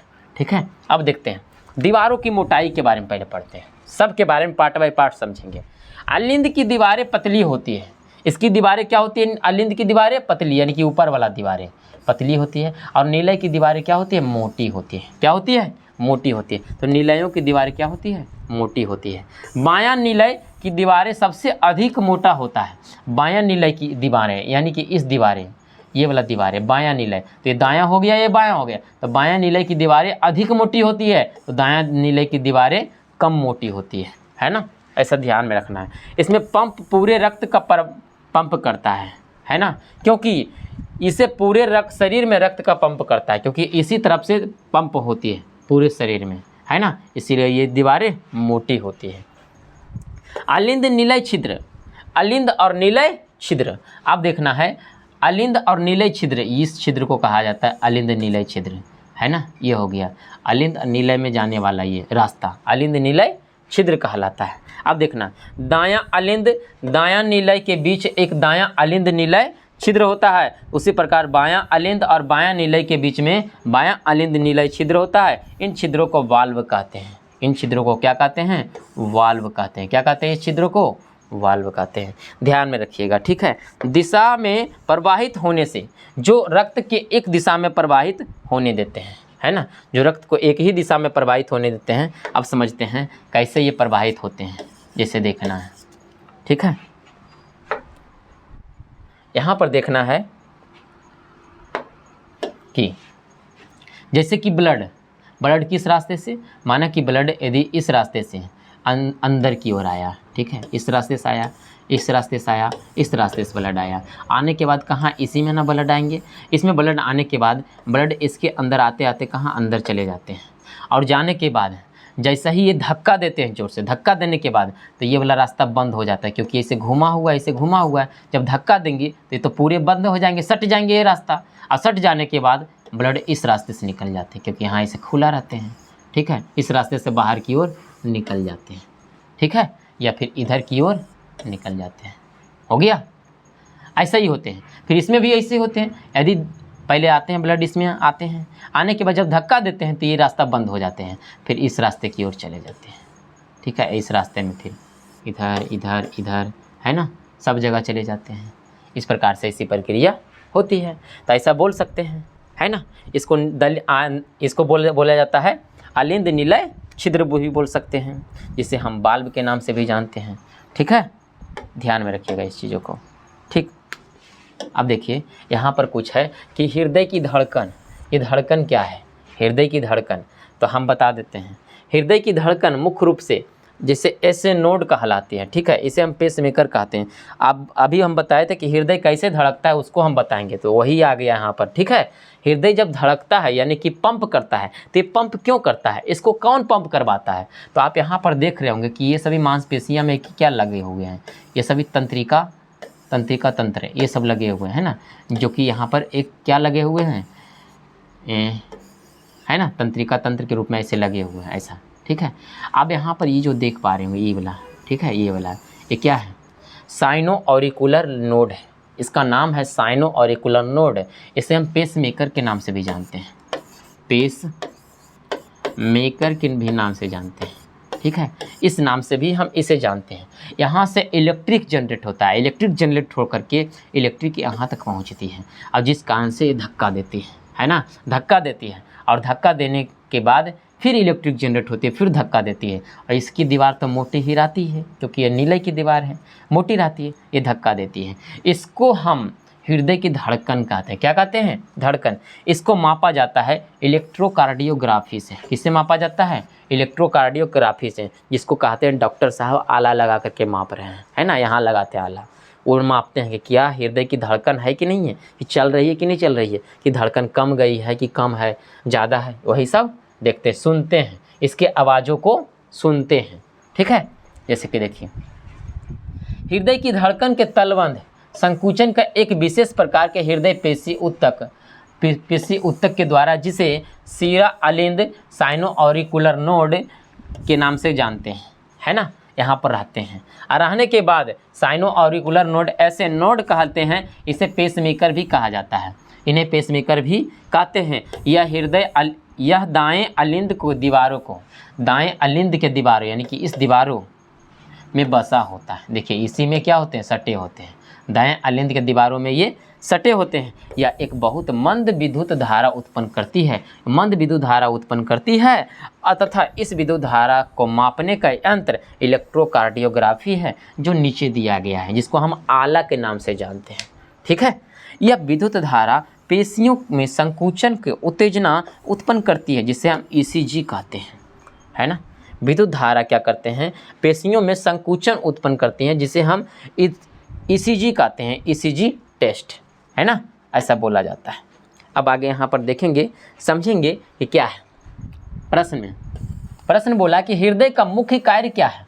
अब बताइएगा, 2018 में सवाल का जवाब दीजिएगा। 2018 में पूछा गया कि हृदय का मुख्य कार्य क्या है। तो हृदय का मुख्य कार्य रक्त को पंप करना है, जो सबको पता है, ताकि रक्त पूरे शरीर में फैल जाए। इस प्रकार से हृदय शुद्ध रूप से अशुद्ध रक्त को, शुद्ध और अशुद्ध रक्त दोनों को विभिन्न भागों में फेफड़ों तक पहुंचाती है। आपको पता है कि हृदय का जो ये भाग है, हृदय का जो ये वाला भाग है, इसमें शुद्ध रक्त का प्रवाह होता है और हृदय का इस वाले भाग में अशुद्ध रक्त का प्रवाह होता है। समझे? इस बात को ध्यान दीजिएगा। आगे हम इसको डिफाइंड करेंगे कि किस प्रकार से शुद्ध रक्त और अशुद्ध रक्त दोनों अलग अलग कैसे आते हैं। इस भाग में रेड ब्लड रहते हैं, इस भाग में नीला कलर का रहते हैं, ठीक है। ऐसा क्यों रहते हैं वो हम आगे समझाएंगे, ठीक है। देखिएगा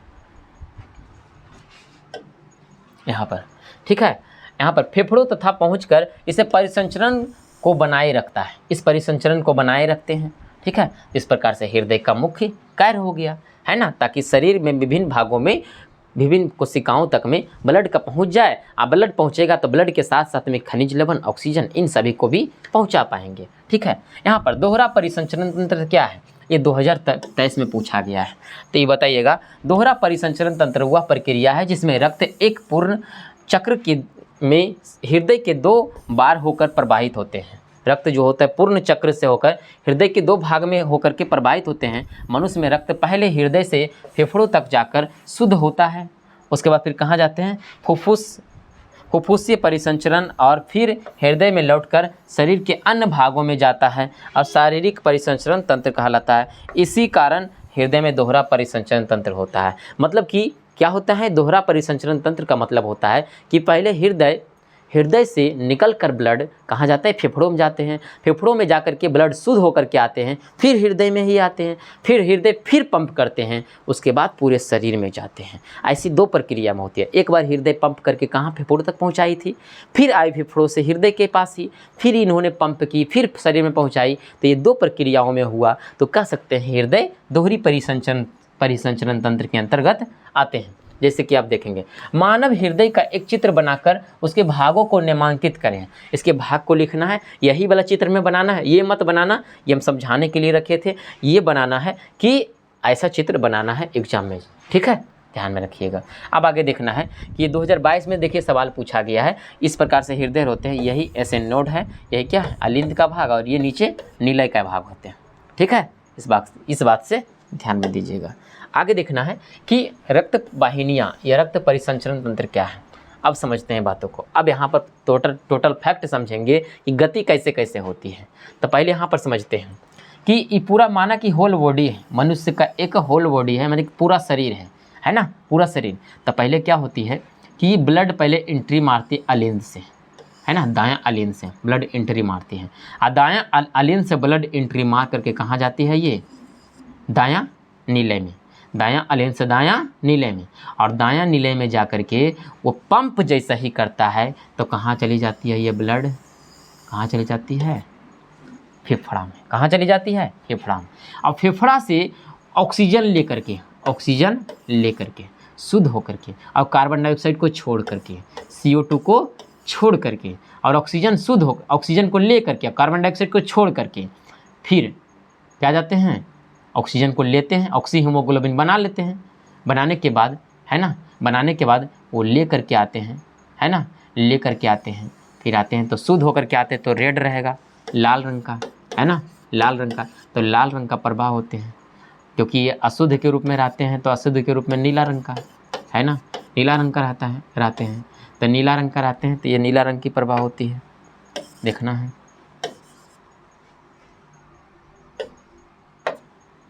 समझ गए।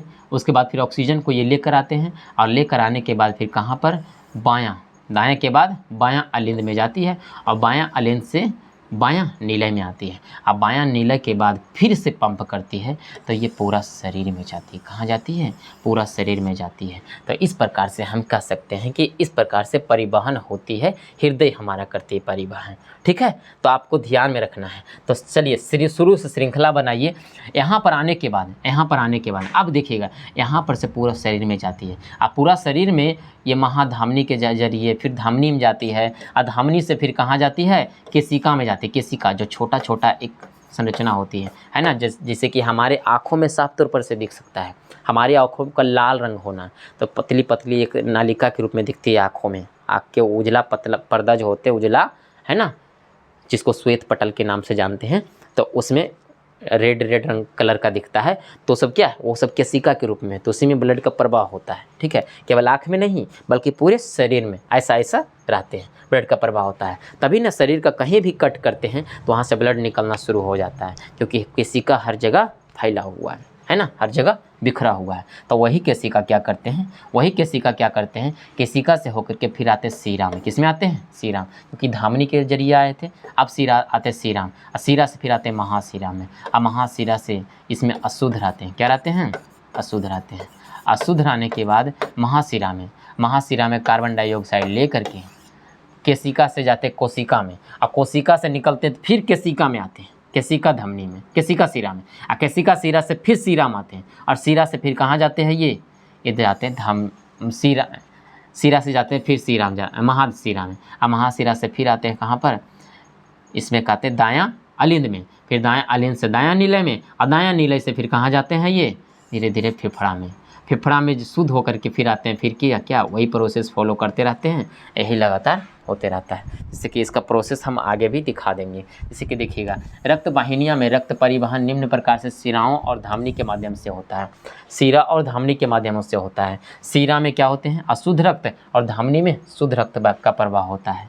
धमनी में शुद्ध रक्त का प्रवाह होता है क्योंकि इसमें ऑक्सीजन की उपस्थिति में ऑक्सी हीमोग्लोबिन होता है, और इसमें कार्बन डाइऑक्साइड की उपस्थिति में अनऑक्सी हीमोग्लोबिन होते हैं। ठीक है, इस बात को ध्यान में रखिएगा। इसमें अशुद्ध रक्त का प्रवाह होता है। अब आगे देखेंगे, इसमें फेफड़ों से शुद्ध रक्त फुफ्फुस शिराओं के माध्यम से, यहाँ पर देखिए, फेफड़ों से शुद्ध रक्त फुफ्फुस शिरा, इसको बोलेंगे फुफ्फुस शिरा। क्या बोलेंगे, फुफ्फुस शिरा। तो अब आप बोलिएगा कि आप बताए थे सर कि शिरा जो होते हैं अशुद्ध रक्त का प्रवाह करते हैं, नीला रंग का होते हैं, तो ये लाल में क्यों लिखे हैं फुफ्फुस शिरा। तो हम बता दें ये दोनों अपवाद हैं। फुफ्फुस शिरा जो होते हैं इसमें शुद्ध रक्त का प्रवाह होता है। क्या होता है, शुद्ध रक्त का प्रवाह होता है। एक होते हैं फुफ्फुस फुफ्फुस धमनी, फुफ्फुस धमनी में अशुद्ध रक्त का प्रवाह होते हैं। क्या होते हैं? अशुद्ध रक्त का प्रवाह होते हैं, समझे। तो फुफ्फुस शिराओं के माध्यम से कहाँ आते हैं? बाएं अलिंद में आते हैं। बाएं अलिंद में क्या होते हैं? पहुँचते हैं। अब पहुँचता है उसके बाद बाएं निलय में जाकर के फुफ्फुस चाप के रास्ते बाएं निलय में जाते हैं। अब बाएं निलय में जाकर के फिर पंप करते हैं तो फुफ्फुस चाप के रास्ते, किस रास्ते में? फुफ्फुस चाप के रास्ते कहाँ जाती है? फिर फुफ्फुस चाप, मतलब फुफ्फुस चाप, यही फुफ्फुस चाप के रास्ते फिर कहाँ निकलते हैं? बाहर धमनी में। कहाँ निकलती है? महाधमनी। कहाँ? महाधमनी में पहुँचता है। और महाधमनी से धमनी, छोटी धमनी, केशिका, महाधमनी से धमनी, उसके बाद फिर छोटी धमनी, उसके बाद केशिका, केशिका से कोशिका, फिर कोशिका से आते हैं छोटी केशिका, नहीं कोशिका से आते हैं छोटी शिरा, उस फिर आते केशिका आते हैं, केशिका से फिर आते हैं छोटी शिरा, छोटी शिरा से आते हैं शिरा, शिरा से फिर आते हैं महाशिरा। ऐसे ही होते जाते हैं, क्योंकि फिर केशिका के रक्त अशुद्ध हो जाता है। केशिका में जाकर के रक्त क्या हो जाते हैं? अशुद्ध हो जाते हैं। और अशुद्ध होने के बाद केशिका से छोटी शिरा, छोटी शिरा से शिरा, शिरा से महाशिरा के रास्ते, शिरा से महाशिरा के रास्ते कहाँ चले जाते हैं? अलिंद में जाता है। कहाँ जाता है? अलिंद में। कौन सा? दायां अलिंद में। और दायां अलिंद से कहाँ गिरते हैं? नीचे दायां नीले में। और दायां नीले से फिर पंप करते हैं तो कहाँ जाते हैं? ये फेफड़ा में। कहाँ जाते हैं? फेफड़ा में। दायां अलिंद से नीले में जाकर कहाँ जाते हैं? फुफ्फुस चाप के रास्ते, फुफ्फुस चाप के रास्ते जिसे फुफ्फुस शिरा कहते हैं। फुफ्फुस क्या कहते हैं? फुफ्फुस चाप के रास्ते जिसे फुफ्फुस शिरा में प्रवेश करते हैं। नहीं, फुफ्फुस धमनी में प्रवेश करते हैं, शिरा नहीं। कहाँ पर? धमनी में प्रवेश करते हैं, है ना। धमनी में प्रवेश करती है तथा फेफड़ा में चली जाती है। फेफड़ा में चली जाती है। कहाँ चली गई? फेफड़ा में। आज जाने के बाद चली जाती है और एक अशुद्ध रक्त होती है। क्या होती है? अशुद्ध रक्त वहाँ होती है। तो अशुद्ध रक्त से फिर शुद्ध रक्त बन जाता है। क्या बन जाता है? वहाँ शुद्ध बनता है, क्योंकि ऑक्सीजन को वो ले लेते हैं। ऑक्सीजन को अब यहाँ पर ये ले लेंगे और लेने के बाद फिर से आएंगे यहाँ पर, ठीक है, अंदर। फिर आने के बाद यहाँ गिरेंगे, फिर निकलेंगे इधर इस रास्ते से होते हुए महाशिरा से होते हुए कहाँ गिरेंगे? ये महाशिरा से होते हुए ये गिरेंगे यहाँ पर। यहाँ से आएंगे इस रास्ते से, आने के बाद महाशिरा से होते हुए ये महाधमनी से महाशिरा से होते हुए फिर गिरेंगे अलिंद में, नीले में, फिर इसी प्रकार से फेफड़ा में ये जाते रहेंगे, ठीक है। इस बातों को ध्यान में रखिएगा। रक्त वाहिनियाँ क्या है? रक्त के परिसंचरण के लिए इसमें 3 प्रकार की रक्त वाहिनियाँ होती है, धमनियाँ, शिरा और रक्त केशिकाएँ, है ना, जिसका अभी हम चर्चा किए थे, जिसका अभी हम जिक्र किए थे।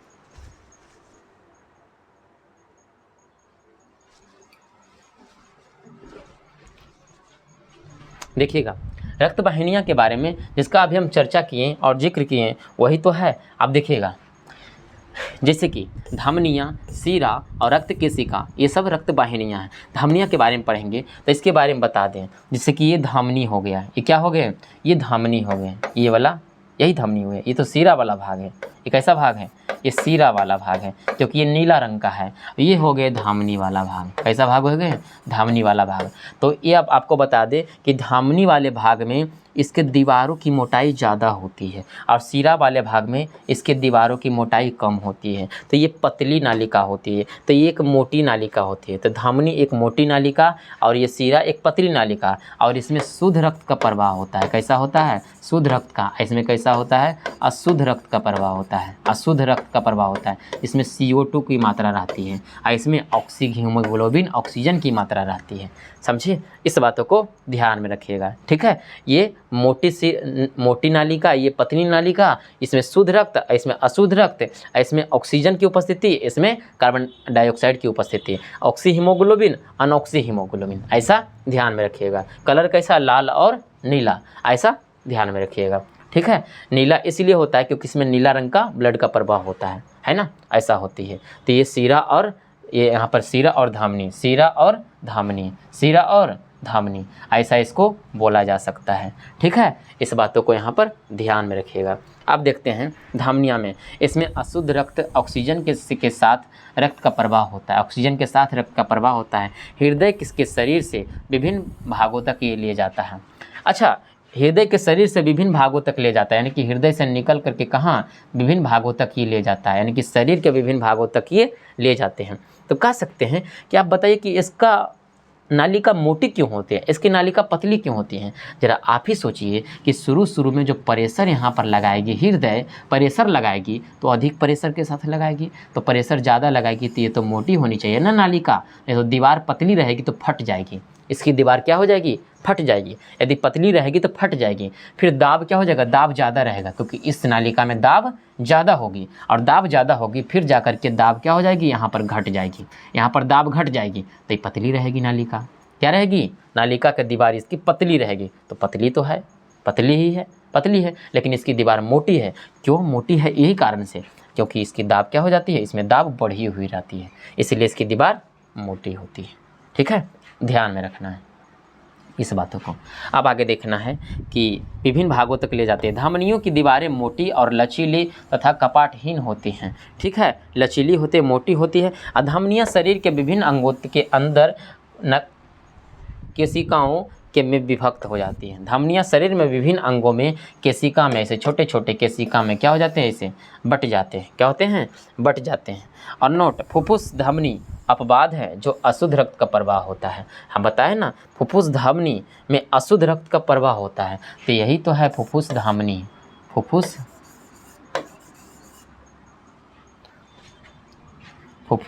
है ना, धमनी है ना, इसको क्या कहेंगे, फुफ्फुस शिरा।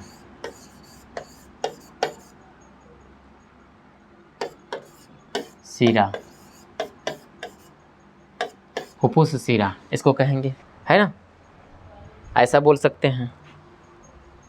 अब आगे देखते हैं कि धमनियाँ विभिन्न प्रकार के कोशिकाओं में विभक्त हो जाती है। नोट, फुफ्फुस धमनी अपवाद है जिसमें अशुद्ध रक्त बहती है। इसमें क्या बहती है, इसमें अशुद्ध रक्त बहती है। जबकि हम जानते हैं कि धमनी में शुद्ध रक्त का प्रवाह होता है, लेकिन फुफ्फुस धमनी लगा दें तो अशुद्ध रक्त का प्रवाह होने लगता है। अब यहाँ पर लगा दें फुफ्फुस शिरा, तो जब जानते थे कि शिरा अशुद्ध रक्त का प्रवाह होता है, लेकिन फुफ्फुस शिरा में शुद्ध रक्त का प्रवाह होता है।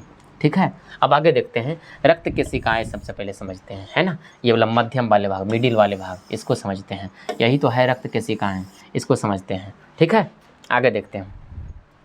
ये अत्यंत महीन रक्त नालिकाएँ होती है, महीन होती है, बहुत महीन होती है। जैसे आँखों में एक दिखती है, एक पतली नस के रूप में दिखती है जो रेड हो जाती है ना, वैसा ये होती है, बहुत पतली होती है, महीन होती है।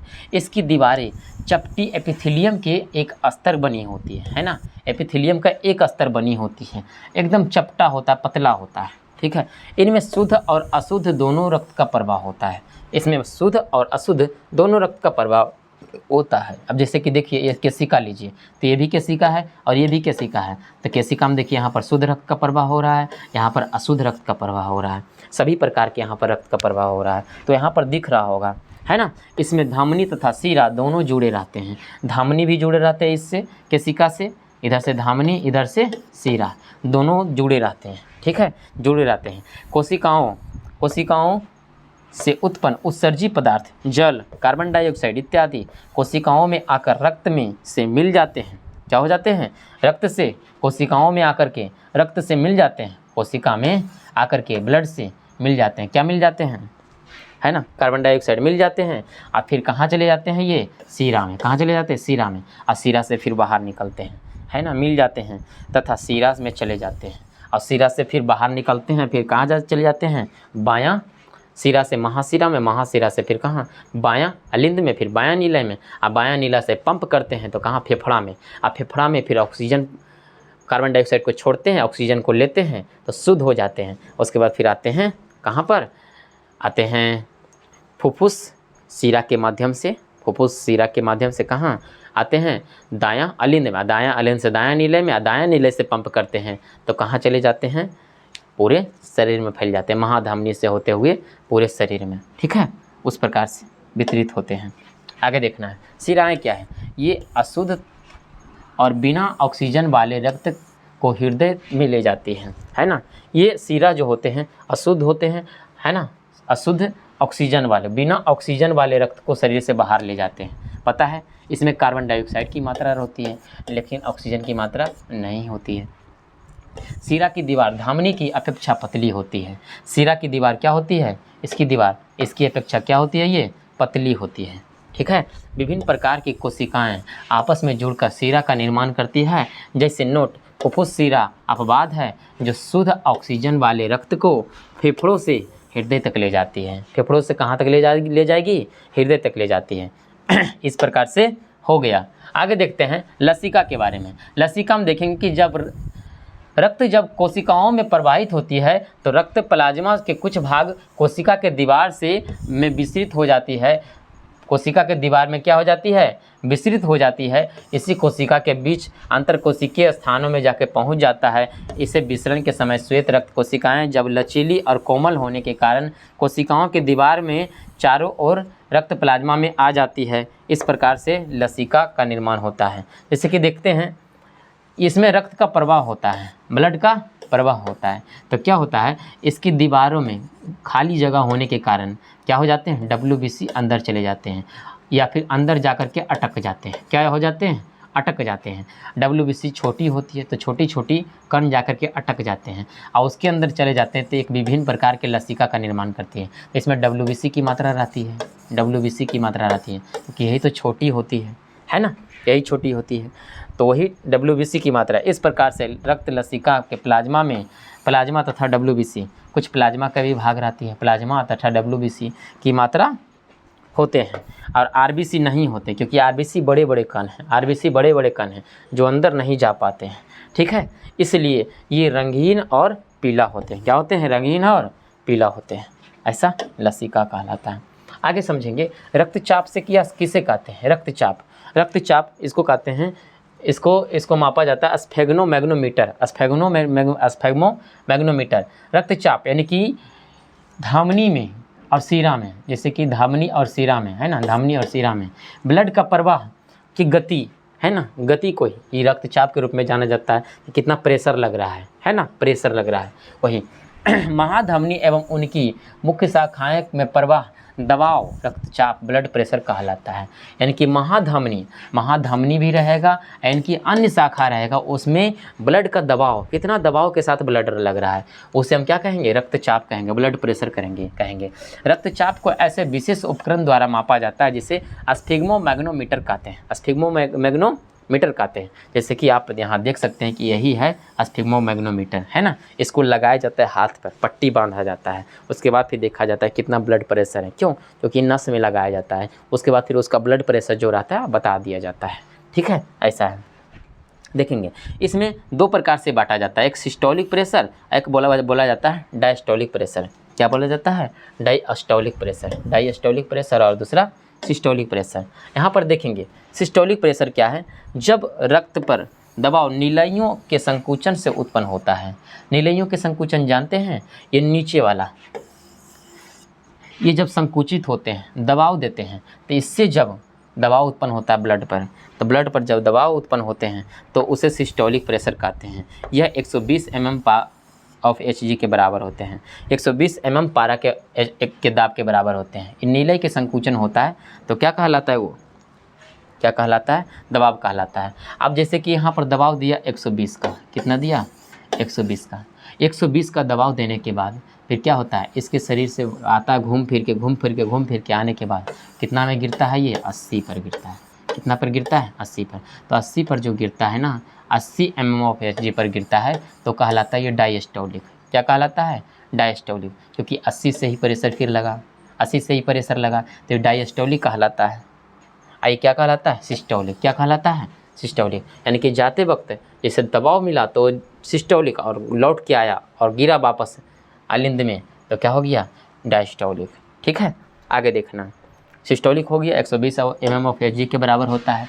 तो डायस्टोलिक में इसमें नीलइयों के शिथिलन के कारण प्रसरण से रक्त दाब में उत्पन्न होती है ना। यह 80 mm ऑफ Hg के बराबर होता है ना। जैसे कि समान अवस्था में इसमें क्या हो सकता है? एक देखिए रक्तचाप बराबर फार्मूला ही होता है। क्या होता है? एक स्वस्थ व्यक्ति के समान रक्तचाप कितना होते हैं? सिस्टोलिक बटा डायस्टोलिक प्रेशर। सिस्टोलिक बटा डायस्टोलिक। सिस्टोलिक कितना रहते हैं? 120 mm। यानी कि यही तो प्रेशर जो लगा रहा है ये 120 mm, अब बाकी जो लौट के आया कितना? 80 पर पहुंचा तो 80। ठीक है, तो सिस्टोलिक बटा डायस्टोलिक ये हो गया। अब आगे देखना है, इसमें नीलयों के शिथिलीकरण के कितना है, शिथिलीकरण के पश्चात प्रसरण की रक्त दबाव में उत्पन्न होता है ना, ऐसा होता है नीले में होता है शिथिलीकरण, तो प्रसार से उत्पन्न होता है। इसमें 80 mm ऑफ Hg के बराबर होते हैं। सामान्य से अधिक उच्च रक्तचाप को हाइपरटेंशन कहते हैं, समझे। जब हमारा ब्लड शरीर में रक्तचाप ऐसा होता है, कितना होता है, सामान्य कितना होता है, 120/80, यानी कि 120/80 mm ऑफ Hg इतना रहता है। तो सामान्य से जब क्या हो जाता है, ज़्यादा हो जाता है, तो कहलाता है उच्च रक्तचाप हो जाता है, हाइपरटेंशन। क्या कहलाता है, हाइपरटेंशन। इसके कारण मानसिक चिंता, उत्तेजना, हमारे पास मानसिक चिंता आ जाती है, उत्तेजना आ जाती है, शरीर में उत्तेजना आ जाती है, तो ये सब आ जाती है, ठीक है। तो हाइपरटेंशन की अवस्था में कभी कभी वाहिनियाँ फट जाती हैं। वाहिनियाँ समझते हैं, सीरा और धमनी कभी कभी क्या हो जाते हैं, फट जाते हैं, जिससे आंतरिक रक्तस्राव होने लगते हैं, जिससे हमारे वाहिनियाँ के अंदर ही रक्त का स्राव होने लगते हैं, और रक्त का स्राव होने लगते हैं जिससे आंतरिक रक्तस्राव तथा ऑक्सीजन के प्रवाह घटने लगता है ना। इससे मस्तिष्क समान रूप से रक्त का काम करना बंद कर देता है ना। इसी प्रकार से ये समाप्त हो जाता है। तो ये पूरा परिवहन का टॉपिक चैप्टर समाप्त हुआ, ठीक है। इस प्रकार से और भी आगे बायोलॉजी का टॉपिक आएंगे। इसके अगला आ जाएंगे जैव परिक्रम का उत्सर्जन, जो कि अगली क्लास में हम इसको जारी करेंगे, है ना। तो यहाँ तक आप लोग इस वीडियो में बने रहें। उम्मीद करते हैं कि ये वीडियो आप लोग को बहुत अच्छी लगी होगी, ये क्लास आप लोग को बहुत अच्छी लगी होगी, और आगे चल के और भी क्लास धीरे धीरे आते रहेंगे, है ना। बायोलॉजी का पहले जैव परिक्रम ख़त्म करेंगे, उसके बाद फिर हम आ जाएंगे केमिस्ट्री पर, फिर फिजिक्स पर, है ना। कुछ ख़त्म करके फिर हम पूरी तरह से सबको ख़त्म करते चलेंगे, ठीक है। ऐसा ही होगी, ठीक है। बहुत बहुत धन्यवाद।